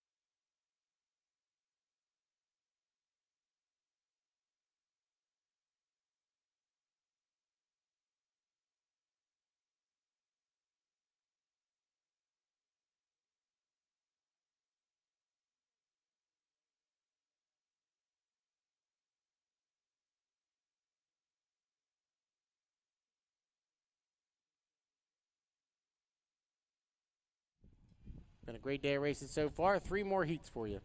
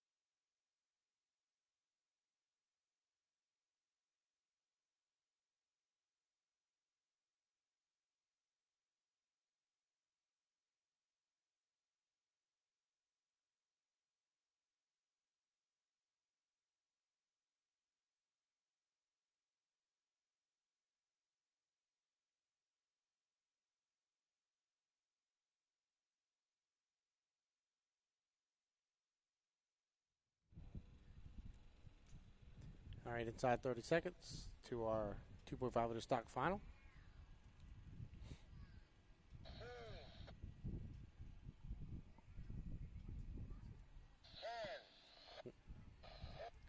Seven, 6, 5, 4, 3, 2, 1, mark.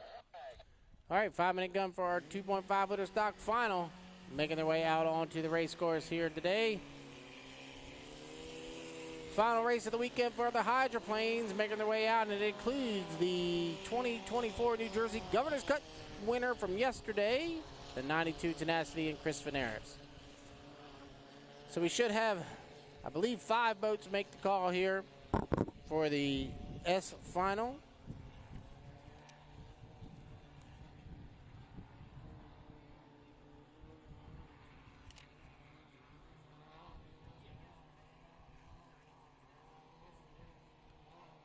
.419 from the start. Once the boats come out and come around for the first time, we'll introduce them to you. As you can see, our Jersey Speed Skiffs are in the water, ready to go for their final heats of the weekend. We'll have the B final first, followed up by the Jersey Speed Skiff grand finale, the A final. That'll be our final race of the day. So 2.5 liter stocks making their way down the front stretch. We'll introduce them to you when they come by. This is their A final. These are the top boats of the weekend. Doing it out here for the final time. First boat is the 92 Tenacity, driven by Chris Venaris out of the state of Delaware. He's followed up by Stefan Racine in the 17 out of Valleyfield, Quebec. The 341 of Woody Plescott out of Cambridge, Maryland. The 26 of Kevin Smith out of Peabody, Massachusetts. Those look like the 4 boats that are going to go here in the 2.5 liter stock final. All of these boats out here running a 2,300 cubic centimeter Ford. That's the legal motor here in APBA, so all these guys are in the A final. So no Hondas here in the A final. 3 minutes to the start, 3:04 away. Final heat of the day for our hydroplanes. It'll be followed by 2 Jersey Speed Skiffs finals, the B final and the A final, to close out our day here at the 2024 Lake Hopatcong Racing Association New Jersey State Powerboat Championships. Woody Plescott comes by in the 341, 3 to Hardway. He has done a great job. He bought the boat in the offseason. He's only campaigned in a couple races here in 2024, but I'm glad to see Woody up here in New Jersey, battling out with some really competitive 2.5-liter stocks. He's gotten better every time he's come out.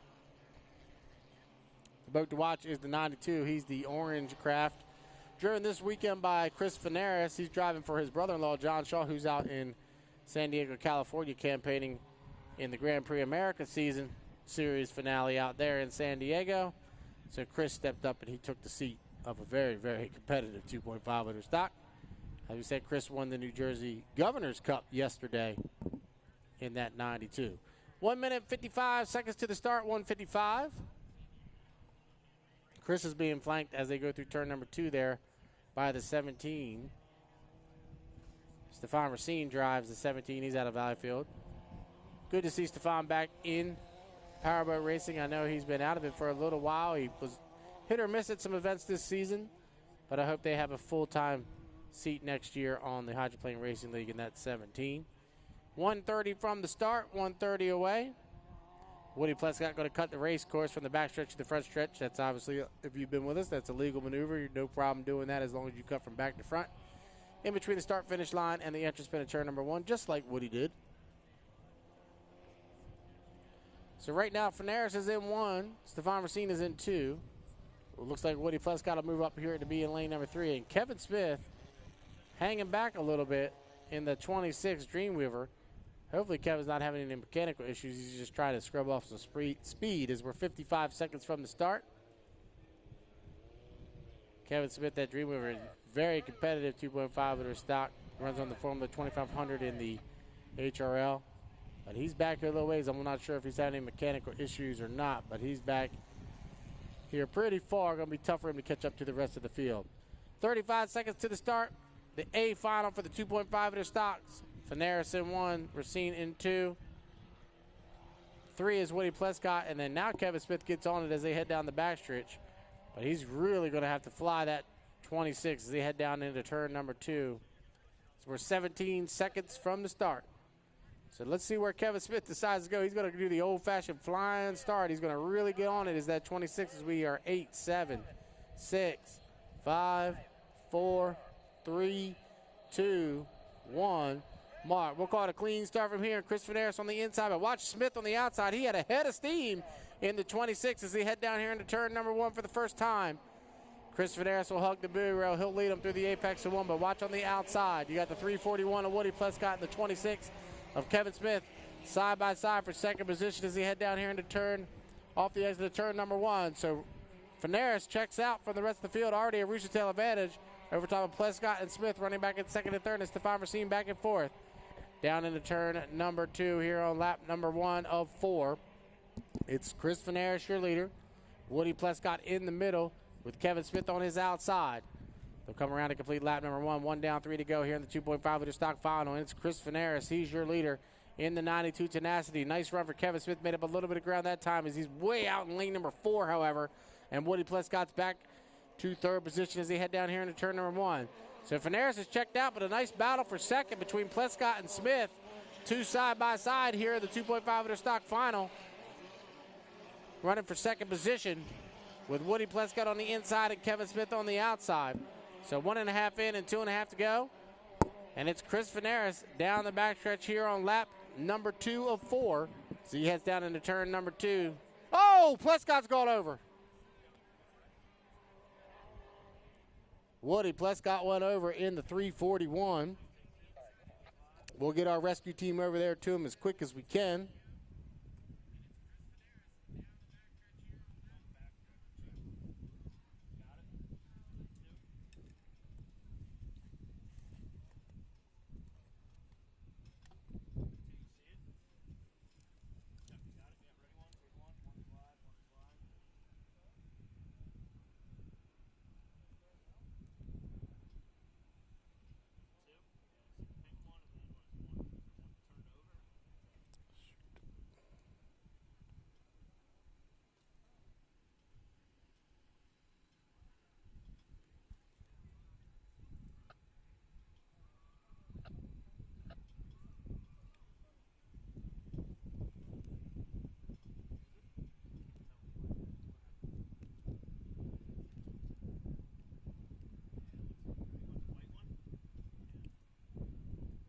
Oh, yeah, he's out. All right, it looks like Woody's gotten out of the boat, which is a good sign. That boat did a complete 360 flip over and over. I just saw his orange helmet pop out, so that's a good sign that Woody got out of that boat. Our rescue team was right on it as he was battling out for second position with Kevin Smith. So we'll have to get that boat tied back in and make sure Woody's okay. So we'll pop off the airways here for a minute. Plescott blew the 341 completely upside down. Went over one time, landed, unfortunately, wrong side up. But good news is Woody did get out of the cockpit of that boat, and we'll get on the rescue sled and bring him back in here to the pit area, check him out, make sure he's okay. But a wild ride for Woody as he was battling out for second there with the 26 of Kevin Smith. So we'll take a quick timeout. We'll come back. We'll probably run the JS final next.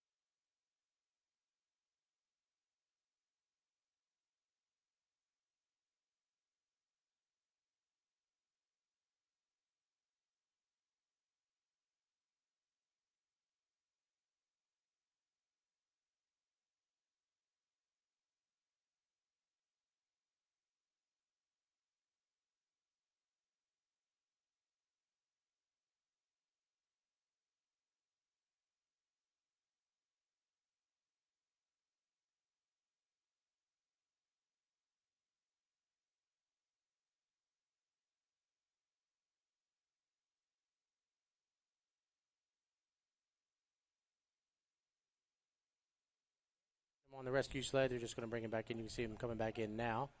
He's alert. He's okay. That's a good sign. So we'll bring him back in, and then we'll throw the black flag once we get the rescue boat back in. And we'll allow these guys to come back into the pit area. But an unfortunate blowover for Woody. That's always not a fun thing to have happen to you. But good news is he's going to be okay. And once we get him back in here, we'll probably have to bring the 2.5s in, get them fueled back up to rerun their final.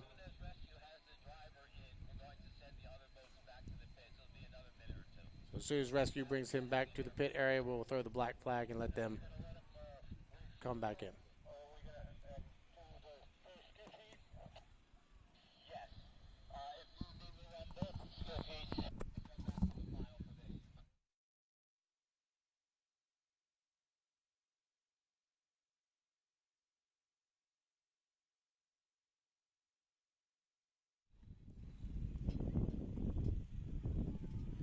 All right, so just getting word from the officials, we're going to run both skiff heats, and then we'll have to rerun that final. So we'll run Skiff B final first, then Skiff A final, and then we'll rerun the 2.5 liter stock final.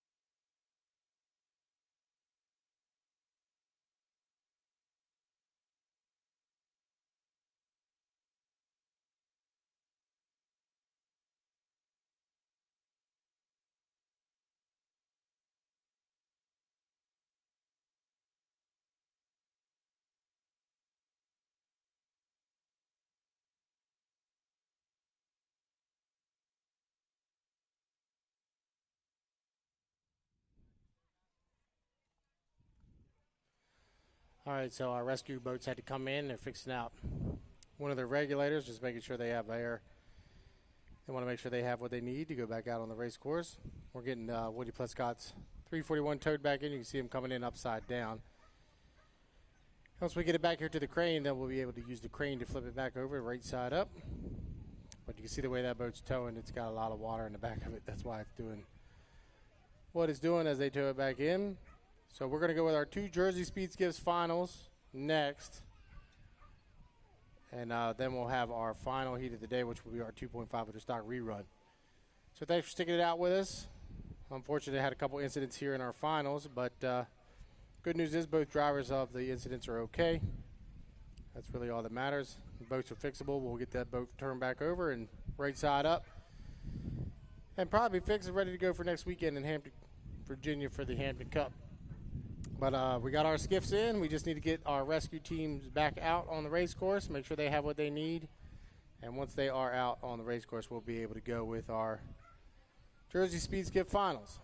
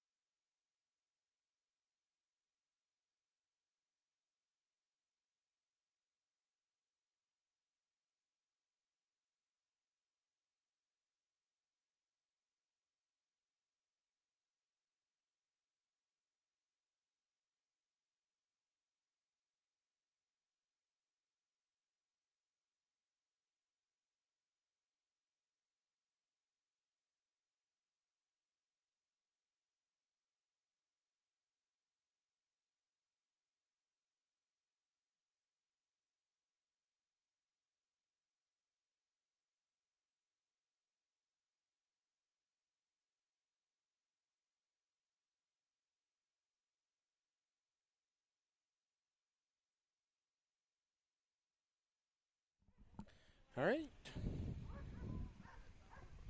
All right, so rescue's getting their way back out to the race course. And you can see if you look over towards the left there, Woody Plescott's boat being flipped back over the right way. All you have to do is put the slip on the skid fin, pick it up by the skid fin, and then flip it back over. Yeah, they got that too far out of the water. You have to bring that down a little bit.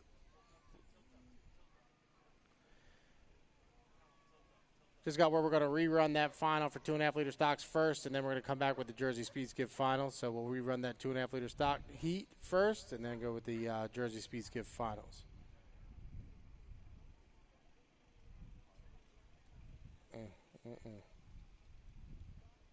For my fans watching on the YouTube, I'm not going to say this over the PA, but you can always see when you have an experienced crane crew versus a non-experienced crane crew.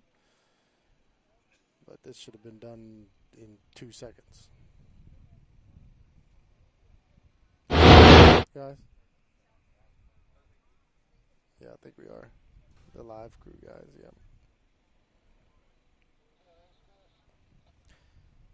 But for our friends on the live stream, we are having rescue move back out onto the race course. And we're going to rerun that 2.5 liter stock final and then go with the Jersey Speed Skiff finals B and A. We were moving along pretty good there until that mishap, but you know how it is. All right, there you go. They should have it now. It's sitting upright. Should be able to lay over. There we go. Made a lay over and go right back down. So you can see Woody Plescott's boat just got laid back over right side up. Good to go. So as soon as rescue gets out into their positions, we got rescue 2 going over to turn 2 and rescue 1 coming to turn 1. We should be ready to go with our final heats of the day. Got 3 left for you. Got to rerun that 2.5 liter stock final and then do the 2 Jersey Speed Skiff finals, and that'll be it. Thanks for sticking around with us. The New Jersey State Powerboat Championships here, day number 2. As soon as we get everybody out on the race course, we'll be ready to finish our day up here. So I know we want to get done by 5 o'clock at the latest. These guys, some of them got some decent rides home, myself included. So want to make sure we try to get everybody done around 5 o'clock so they can get on the road and get back home for work tomorrow.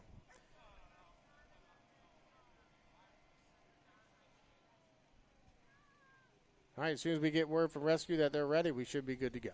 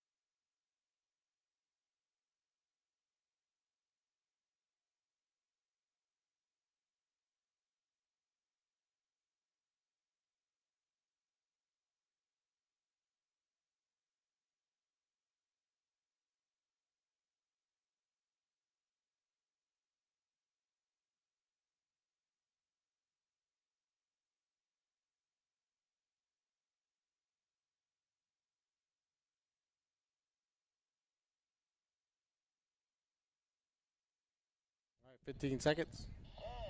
9, 8, 7, 6, 5, 4, 3, 2, 1, mark. All right, 5-minute gun is sounded for the rerun of the 2.5 liter stock final. Get back racing here for you. 3 heats left to go today. 2.5 liter stock final, followed by the 2 Jersey Speed Skiff finals.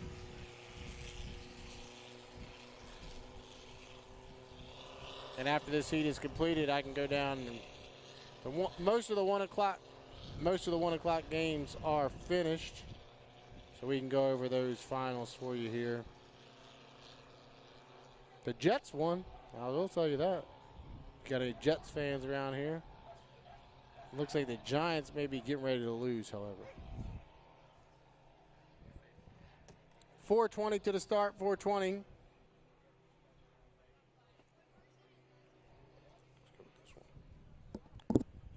Boats making their way out on the race course for the rerun of that 2.5 liter stock final.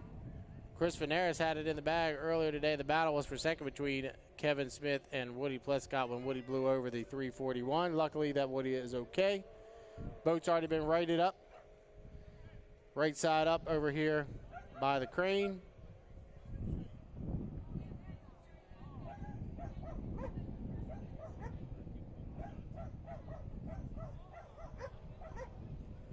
First boat coming through turn 1, that is the 92, the orange boat on the inside. That's Chris Venaris.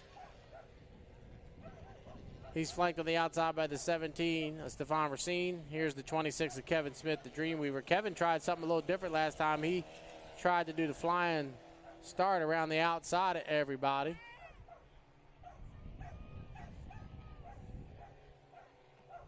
Three minutes and 14 seconds to the start.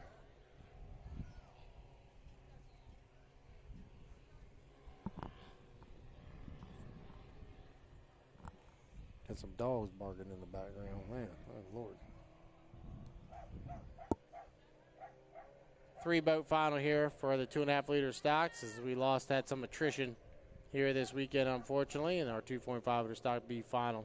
So Chris Venaris, Stefan Racine, and Kevin Smith will do battle here for the final time for the hydroplanes this weekend. As we said, we got this heat, and then we have 2 more finals for you. The Jersey Speed Skiff finals coming up, A final and B final. 2,300 cubic centimeter motors in these 2.5 liter stocks. Speeds upwards of 105 to 110 miles an hour on a course this side. Got to drive with your head here this weekend. That wind's starting to pick up just a little bit as we get into the later afternoon on Sunday. If you look to the crane right now, you can see Woody Plescott's boat being lowered back onto the trailer. He didn't even lose the Callan. That's a good sign when he did that blowover. Hopefully nothing major, and he can come racing next weekend with us in Hampton, Virginia for the Summer Nationals. 1 minute and 55 seconds to the start, 1:55 away.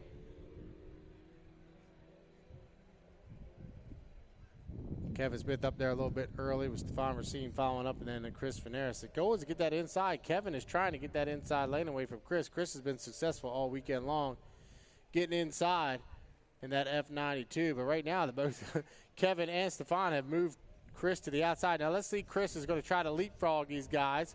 Got to have that 4 boat like that right now. He's got it. You saw Chris right there. He just shoved it into turn number 1 and leapfrogged those 2 guys. Lanes are not established till you hit the exit pin at turn number 2, coming down to the start-finish line. So games can be played throughout the warm-up period. We are 1:13 from the start, 1:13 away.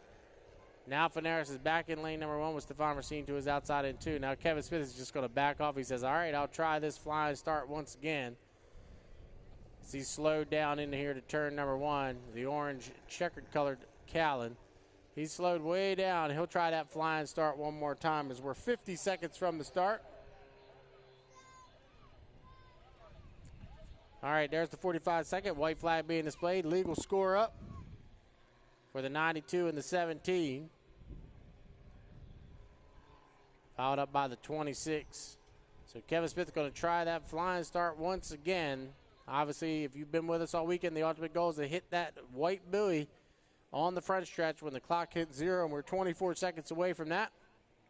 So Chris Venaris will be in 1, Stefan Racine will be in 2, and then on the outside will be Kevin Smith. In the Dreamweavers, we're 15 seconds from the start. 2.5 liter stock final. 10, 9, 8, 7, 6, 5, 4, 3, 2, 1. marks. We'll call it a clean start from here, and Chris Veneris will lead them down here into turn number 1. But watch for Kevin Smith. He was flying hard up on the outside in that 26, the Dreamweaver. Kevin could come over a little bit. He's flying hard up on the outside, but he's in lane number 3. So Veneris will use that inside and shorter way around to his advantage. He'll take the lead off the exit pit of turn number 1 here on lap number 1. We go 4 times around in the 2.5 liter stock final, and Chris Veneris in the 92, the Tenacity. He'll lead him down the backstretch here on lap number 1 of 4. Kevin Smith making up a little bit of ground. He trails by about a rooster tail back in second position. Third place is Stefan Racine. So through the apex of turn 2 here on lap number 1, we'll come around a complete 1. It'll be 1 down, 3 to go here in the 2.5 liter stock final. And Chris Veneris, he's your leader in the 92 Tenacity. Second position is Kevin Smith, and Stefan Racine runs back in third. So down here in the turn number 1 on lap number 2, Chris Veneris using that wing really well there to keep that boat glued to the water as he comes down here in this turn number 1.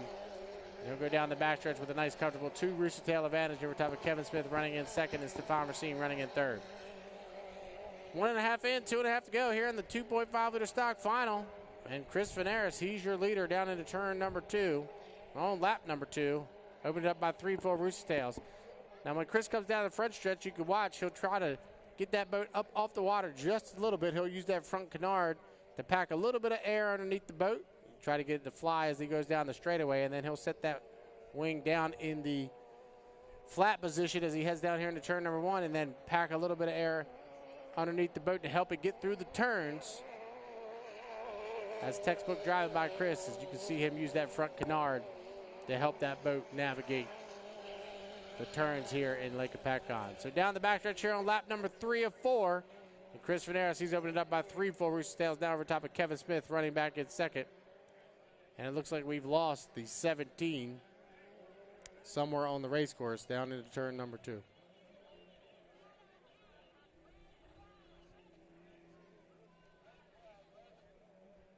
Apparently we're going to throw another red flag out. Something's going to miss with the 17. Red flag being displayed on the race course. You can see him on the backstretch there just past the blue buoy. We'll get our rescue team over to him real quick. But we got a radio communication from his spotter that the 17 needed some assistance.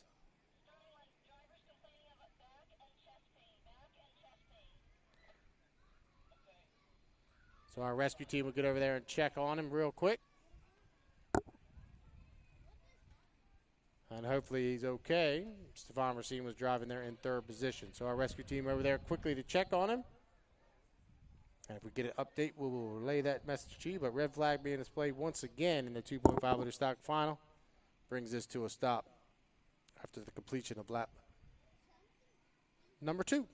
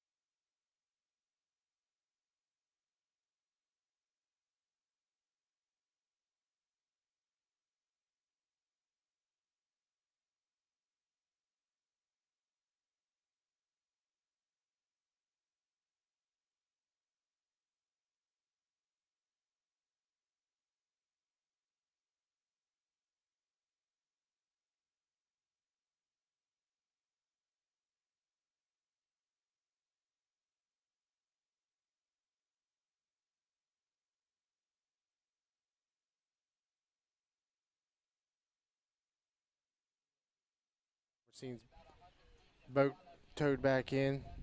He's complaining of some pain, so we're just precautionarily making sure that we're bringing him back in without lifting him out of the boat. So both our rescue boats are going to come back in. So we're going to come off the horn here for a second just to have some silence to make sure that the rescue team can do what they need to do. But that's the issue that's happening right now. We've got to make sure that he's okay. So we're going to get him back to the shoreline, get him checked out by our EMTs and whatnot, and make sure he's doing okay. We'll come back for you.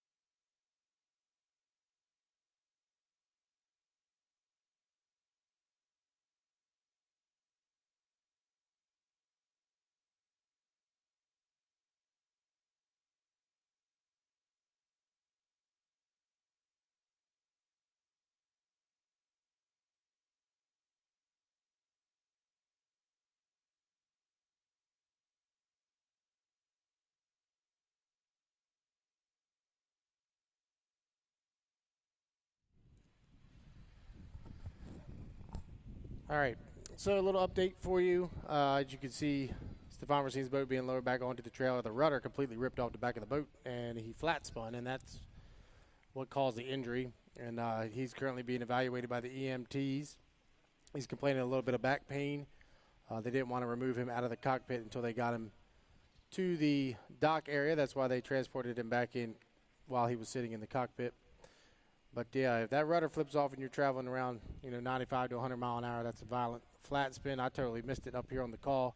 I was watching Finaris in the front of the field there. But we are not going to rerun that 2.5 liter stock final. That'll be it for them for the day, and we'll just go with our 2 Jersey Speed Skiff finals.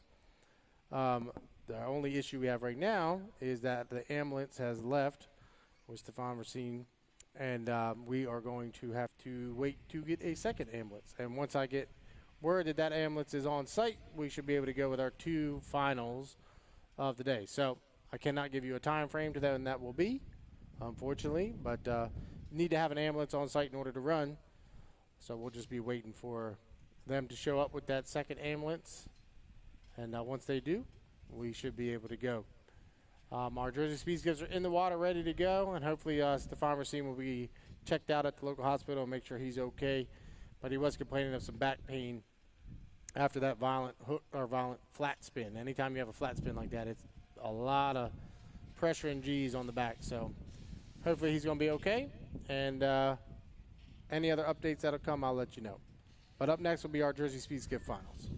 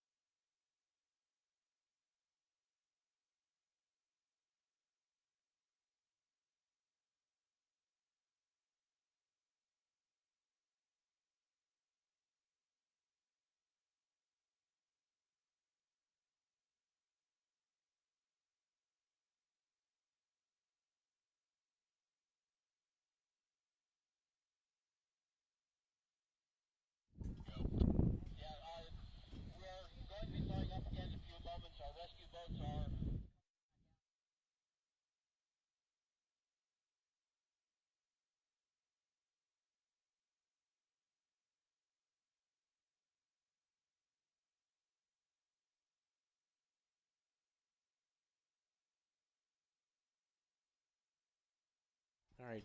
Check 1, 2. Good news. We should be ready to go racing here just shortly. We got word that the driver was checked out. He's not going to be transported to the hospital, so just preliminary, making sure he's okay. So that's always good news. So once our rescue teams comes back out onto the race course, we will have our two Jersey Speed Skiff finals ready to go. So I always got to err on the caution, make sure that everybody's okay. Good news is Stefan's going to be all right, and he was checked out by the local EMTs and whatnot, and he refused treatment to the hospital, so that's always a good sign. All right, our 2 finals for our skiffs. Good. Good to see he's okay. Our 2 skiff finals will be coming up next.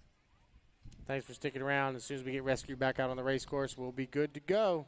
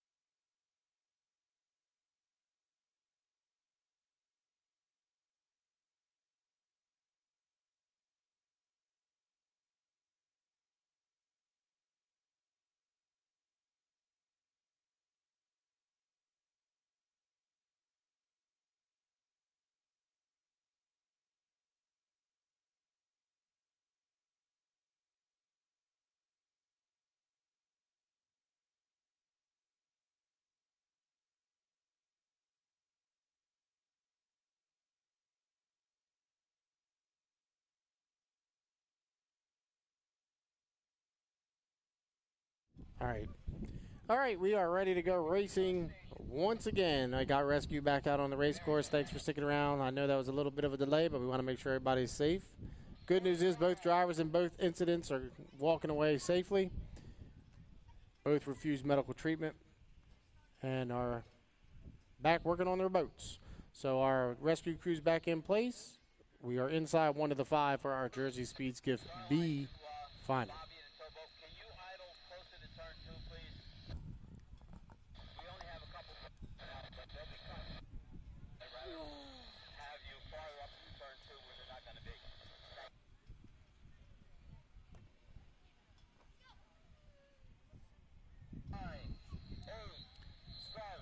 Six, 5, 4, 3, 2, 1, mark. All right, 5-minute gun has sounded for our Jersey Speed Skiff B final. The B final, and then we'll run the A final. So these boats they didn't make it directly into the final earlier today through the qualification heats. So they will be out here running in the B final, and then the top 3 from the first 2 qualifiers will be in the A final later on, right after this one. What do you want to do? Just watch the races, 2 races, and then we'll leave. You get on your tablet in the car.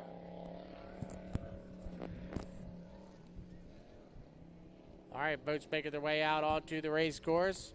4 minutes and 17 seconds from the start for the Jersey Speed Skiff B final. Skiffs have 2 people in them, obviously the rider and the driver. The driver drives the boat, throttles the boat. The rider is there to help with navigation. This is the B final. These are the boats that did not make it directly into the A final. We'll have that coming up for you here in just a few moments after this one is completed. We are 3 minutes and 50 seconds away from the start of the B final. So on a normal race weekend, if you don't make it into the final, you don't get to run a second time. So the committee decided this weekend that they would run a B final for the boats that don't make it directly into the A final. We'll run a B final, which gives these guys an opportunity to get out, run one more time, and put on a nice show. First boat coming through turn 1, that's Courtney Truelove in the 721 going Skiffing Crazy. She's followed up by Brendan Langford in the 41, the Crabster, the boat there on the outside. The JS8, George Sewell, and then the 135, driven by Dave Savage. Those will be the 4 boats out on the race course here for the B final, 2:58 from the start. 2 more heats to go for you today. The B final here in the Skiffs, and then we'll round out the day with the Jersey Speed Skiff A final. That'll be coming up next. 6-boat A final coming up for you here shortly. 2 minutes, 35 seconds to the start, 2:35 away. Don't want you to forget that. 2:25 from the start. All right, everybody coming across start finish line. We'll see if they throw the anchors out and just kind of auto around here prior to that blue buoy on the backstretch. If you haven't with us all weekend long, that's a 45-second score up. Got to be behind that at 45. Right now, all 4 boats on the front stretch, kind of just going nice and slow. Trying to get that inside lane is Courtney Truelove. Courtney has a knack at being able to get that inside lane, no matter if she's in a 6-boat, 4-boat, or an 8-boat final. She always seems to be able to get that inside lane in that JS 721 going Skiffing Crazy. Courtney's got her Uncle Jerry in there with her today. Jerry Awancio does the riding with Courtney today. Jerry was driving that boat last season. Courtney was pregnant. She had a baby, and Jerry did the driving in that 721. He did a really good job. George Sewell moves up to his outside in the JS8. Then Dave Savage will come up, and then Brendan Langford. Brendan's got to start up on the outside. He's still on his rookie heats. 1:27 from the start. Jersey Speed Skiff B final. And then we'll round out the day. Coming up next with the Jersey Speed Skiff A final for the New Jersey Powerboat Championships here this weekend. New Jersey State Powerboat Championships. We are 1:08 from the start. So Truelove is in 1. Sewell is in 2, Savage in 3, and Brendan Langford on the outside in 4. 56 seconds from the start. So now they'll speed up a little bit as they are going to try to hold on to their lanes. It's a good score up. Everybody's legal. They were all behind that 45-second mark prior to that blue buoy, so no problem there. So in order to change over, you got to have 4 boat length overlap. Doesn't look like anybody's going to want to move over. They're just going to stay put in their lane. So True Love will be in 1, Sewell will be in 2, Dave Savage will be in 3, and then lane 4 will be on the outside. Will be Brendan Langford in the 41, the Crabster. 17 seconds from the start. They're up there just a little bit early off the exit of turn number 2 here for the Jersey Speed Skiff B final. 6, 5, 4, 3, 2, 1. Mark. It's a clean start, and George Sewell in the 8 will lead him across start-finish line. But watch on his inside is Courtney Truelove. We'll have that inside and shorter way around. So George has got to leave a hole in there for Courtney, and he does just that. And Courtney's going to be able to move up on the inside in that 721 going skipping crazy. So Courtney Truelove, your leader. George Sewell runs in second. Dave Savage in third. And Brendan Langford in fourth, but all pretty evenly bunched as they go down here into turn number 1 in the B final. And Courtney Truelove, she'll come off the exit of turn number 1 with about a 2 to 3 boat length advantage as George Sewell is getting a wall of water thrown up in his face as they head down the backstretch here on lap number 104. So Jersey Speed Skiff B final underway on lap number 1. We'll go 4 times around here in the B final, or the consolation heat, as we like to call it sometimes. They'll head down into turn number 2 on lap number 1. And Courtney Truelove and Jerry Awancio, Courtney doing the drive and Jerry doing the ride, and having a nice ride through the apex of turn number 2 there. She gets that boat up on its side and has a nice ride off the exit of turn number 2. So 1 down, 3 to go here in the Skiff B final. And Courtney Truelove out of Annapolis, Maryland, having a nice ride in that 721 going skiffing crazy. She heads down here into turn number 1 on lap number 2. Courtney's opened it up by about 6 or 7 boat lengths. She's doing a great job in that JS 721 here in the B final. George Sewell still running in second position. Third, Dave Savage in fourth. Brendan Langford's gone over to the buoy road to try to get used to running next to those buoys. Back there in fourth position. But we're 1.5 in, 2.5 to go here in the Jersey Speed Skiff B final. And it's all Courtney Truelove down the backstretch. I always say her maiden name every once in a while. But Courtney Truelove doing a great job going down into turn number 2. We'll call it about a 7 or 8 boat length advantage over top of George Sewell running back in second. Dave Savage in third. And Brendan Langford in fourth. Through the apex of turn number 2 here on lap number 2. Courtney will come off the exit pin, and she'll come around and complete lap 2. It'll be 2 up and 2 down here in the B final for Jersey Speed Skiffs. And Courtney Truelove, she is your leader. George Sewell still holding on to second position. Dave Savage in third. Fourth, still Brendan Langford as they head down here into turn number 1 on lap number 3. So Courtney Truelove in the 721 going skiffing crazy. She'll lead them through the apex of turn number 1. Nice, comfortable advantage. She gets ready to go for the Summer Nationals next weekend in Hampton, Virginia. She'll come off the exit of turn number 1 here on lap number 3.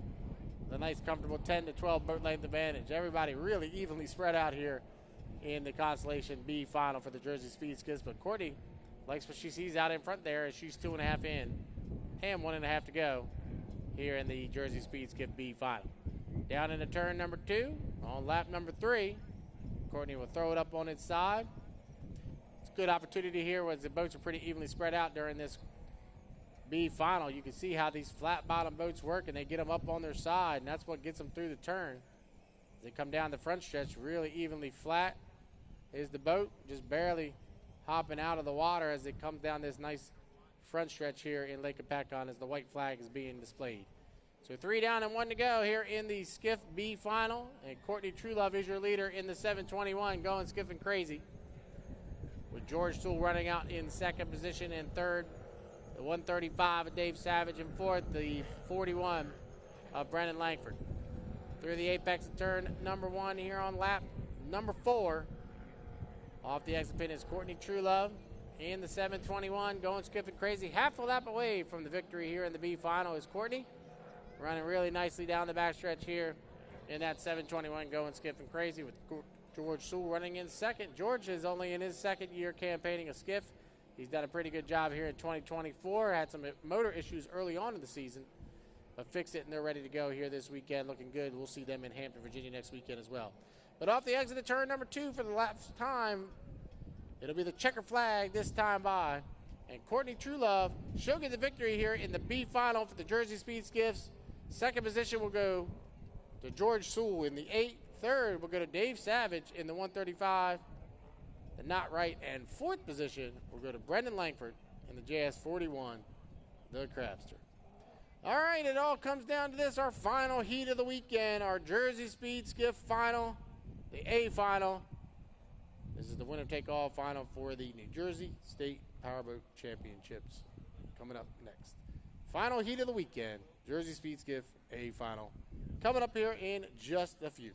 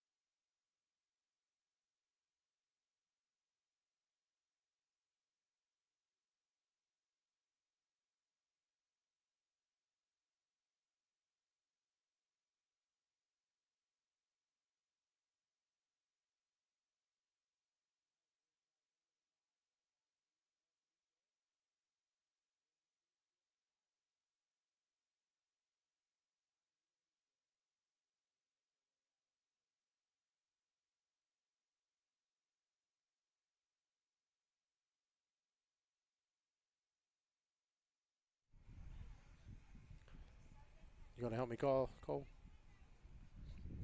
Our fans on the live stream. My son Cole sitting with me. He might help me call this final. 8, 7, 6, 5, 4, 3, 2, 1, mark. All right, 5-minute gun has sounded. Final heat of the weekend.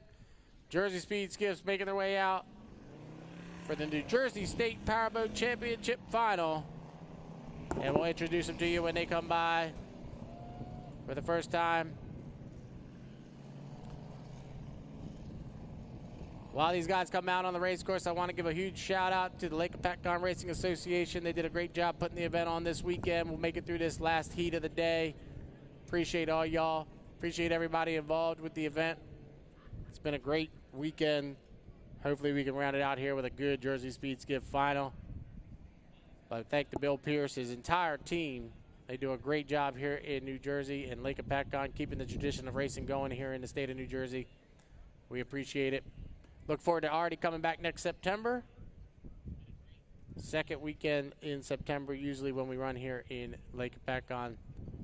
We'll be back next year. 4 minutes to the start, our final race of the weekend. Jersey Speed Skiff.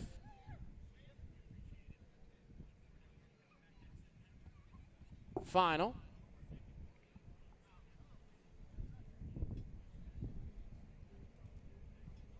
As the boats come down the front stretch here, we'll introduce it to you when they come into turn number 1 for the first time. The 719 Taylor Barr. Taylor had a nice victory earlier today in the second qualifier of Jersey Speed Skiffs. That old Mona was running really well. The 23 Kryptonite, Keith Gunther. He's got Nick Wheeler in there with him today. The 22 Jay Hardy in the Silver Fox. He's got Erica Sadusky riding along with him. The 991, Little Billy Sewell in the Bound for Glory. The 35 of Brandon Kennedy in the TM Special. And the final boat coming through turn 1, the JS10, the Yumpin Yimini.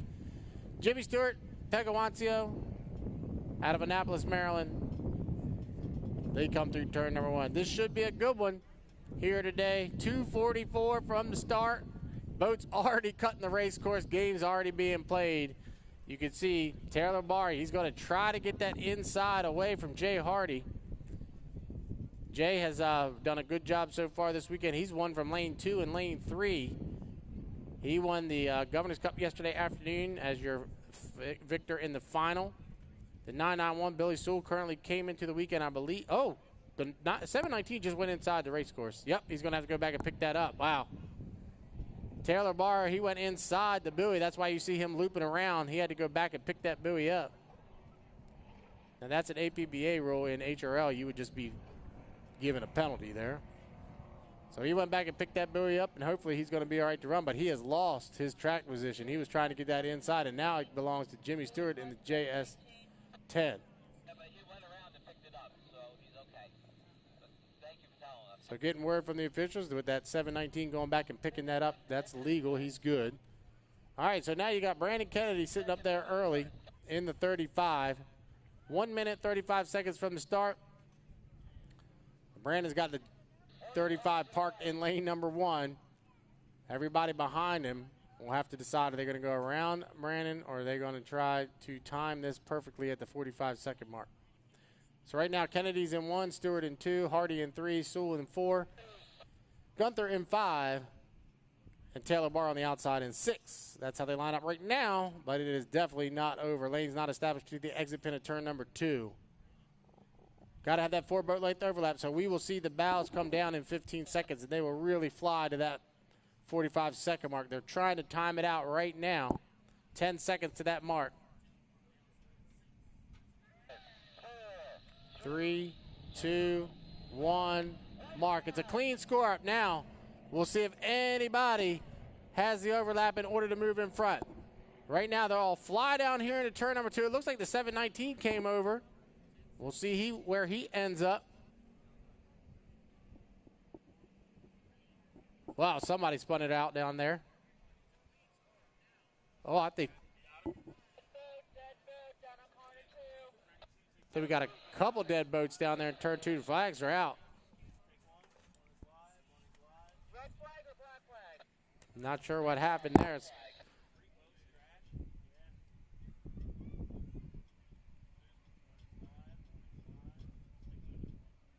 Wow. Oh, man, that's not good. Shoot.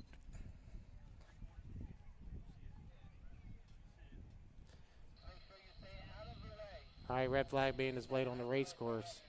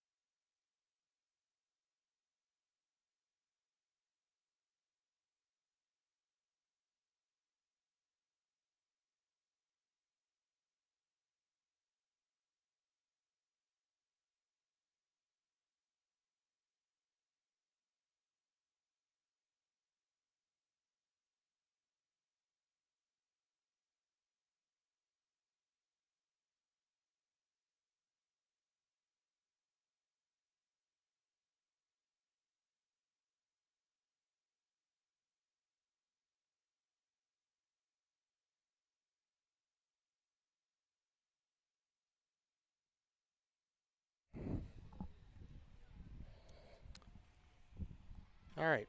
So I just ran down to make sure my friends were okay. They're all okay. So had basically 3 boats collide down there. 2 of them are sinking right now. They've got the tie on them, the 991 and the 35. But just ran down there to check on the guys. All 4 of them are okay, which is the best news. So we're going to have to get those boats tied to a towboat and get them resurfaced and back to the crane area. But they just went down there in the turn number 1 or turn number 2 to get ready to come up to the start, and there was no room, and they collided. But I don't care about that. Everybody's okay. So that's the good news. So we are in a holding pattern right now, and I'll have to wait and see what they decide to do for the remainder of this. The black flag going to be displayed, so the boats that are still upright and running will be able to come back to the pit area. But obviously, the 35 and the 991, you can see the bows of the boats were the only thing sticking up out of the water. And anytime I see that in a skiff class, I always immediately become concerned because the drivers are strapped in underneath those roll cages and have to work their way out. But good news is they did just that, and the drivers and the riders, all 4 are okay. It's just the boats are going to have to be resurfaced. So that's where we stand right now, and if anything comes about it, I will give you an update.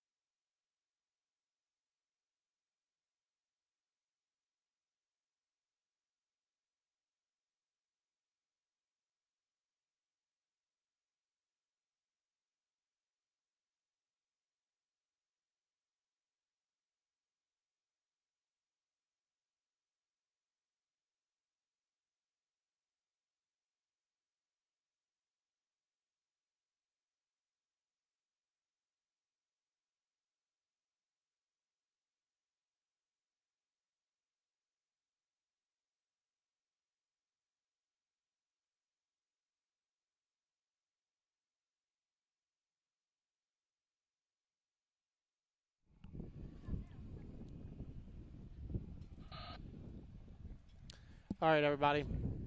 Just so you're aware of what's going on, we are going to pull the plug on this. We've got 2 boats on the bottom of the lake that are going to take some time to resurface. And by the time we resurface those boats, it will be dark. So we are not going to run any more today, but we've had some accidents, and fortunately, everybody is okay. That's all that matters to me. All these guys are my friends, so I want to make sure that they're okay. That's why I've been running back and forth up and down the bank, checking in on them. Just an unfortunate situation there. Too many boats into one little space trying to get into that turn. That's a product of the starting procedure in APBA, which I have fought for many years. And I'm not going to talk about that on here because I'm on a live stream and I don't want people to yell at me. But anyway, so we will be signing off for today. We thank you all for coming out. We will see you again in 2025 for the New Jersey State Powerboat Championships here at Lake Hopatcong. Have a good, safe ride going home. Please be safe. And hug your friends and loved ones a little bit harder tonight. Thanks so much. Have a good one.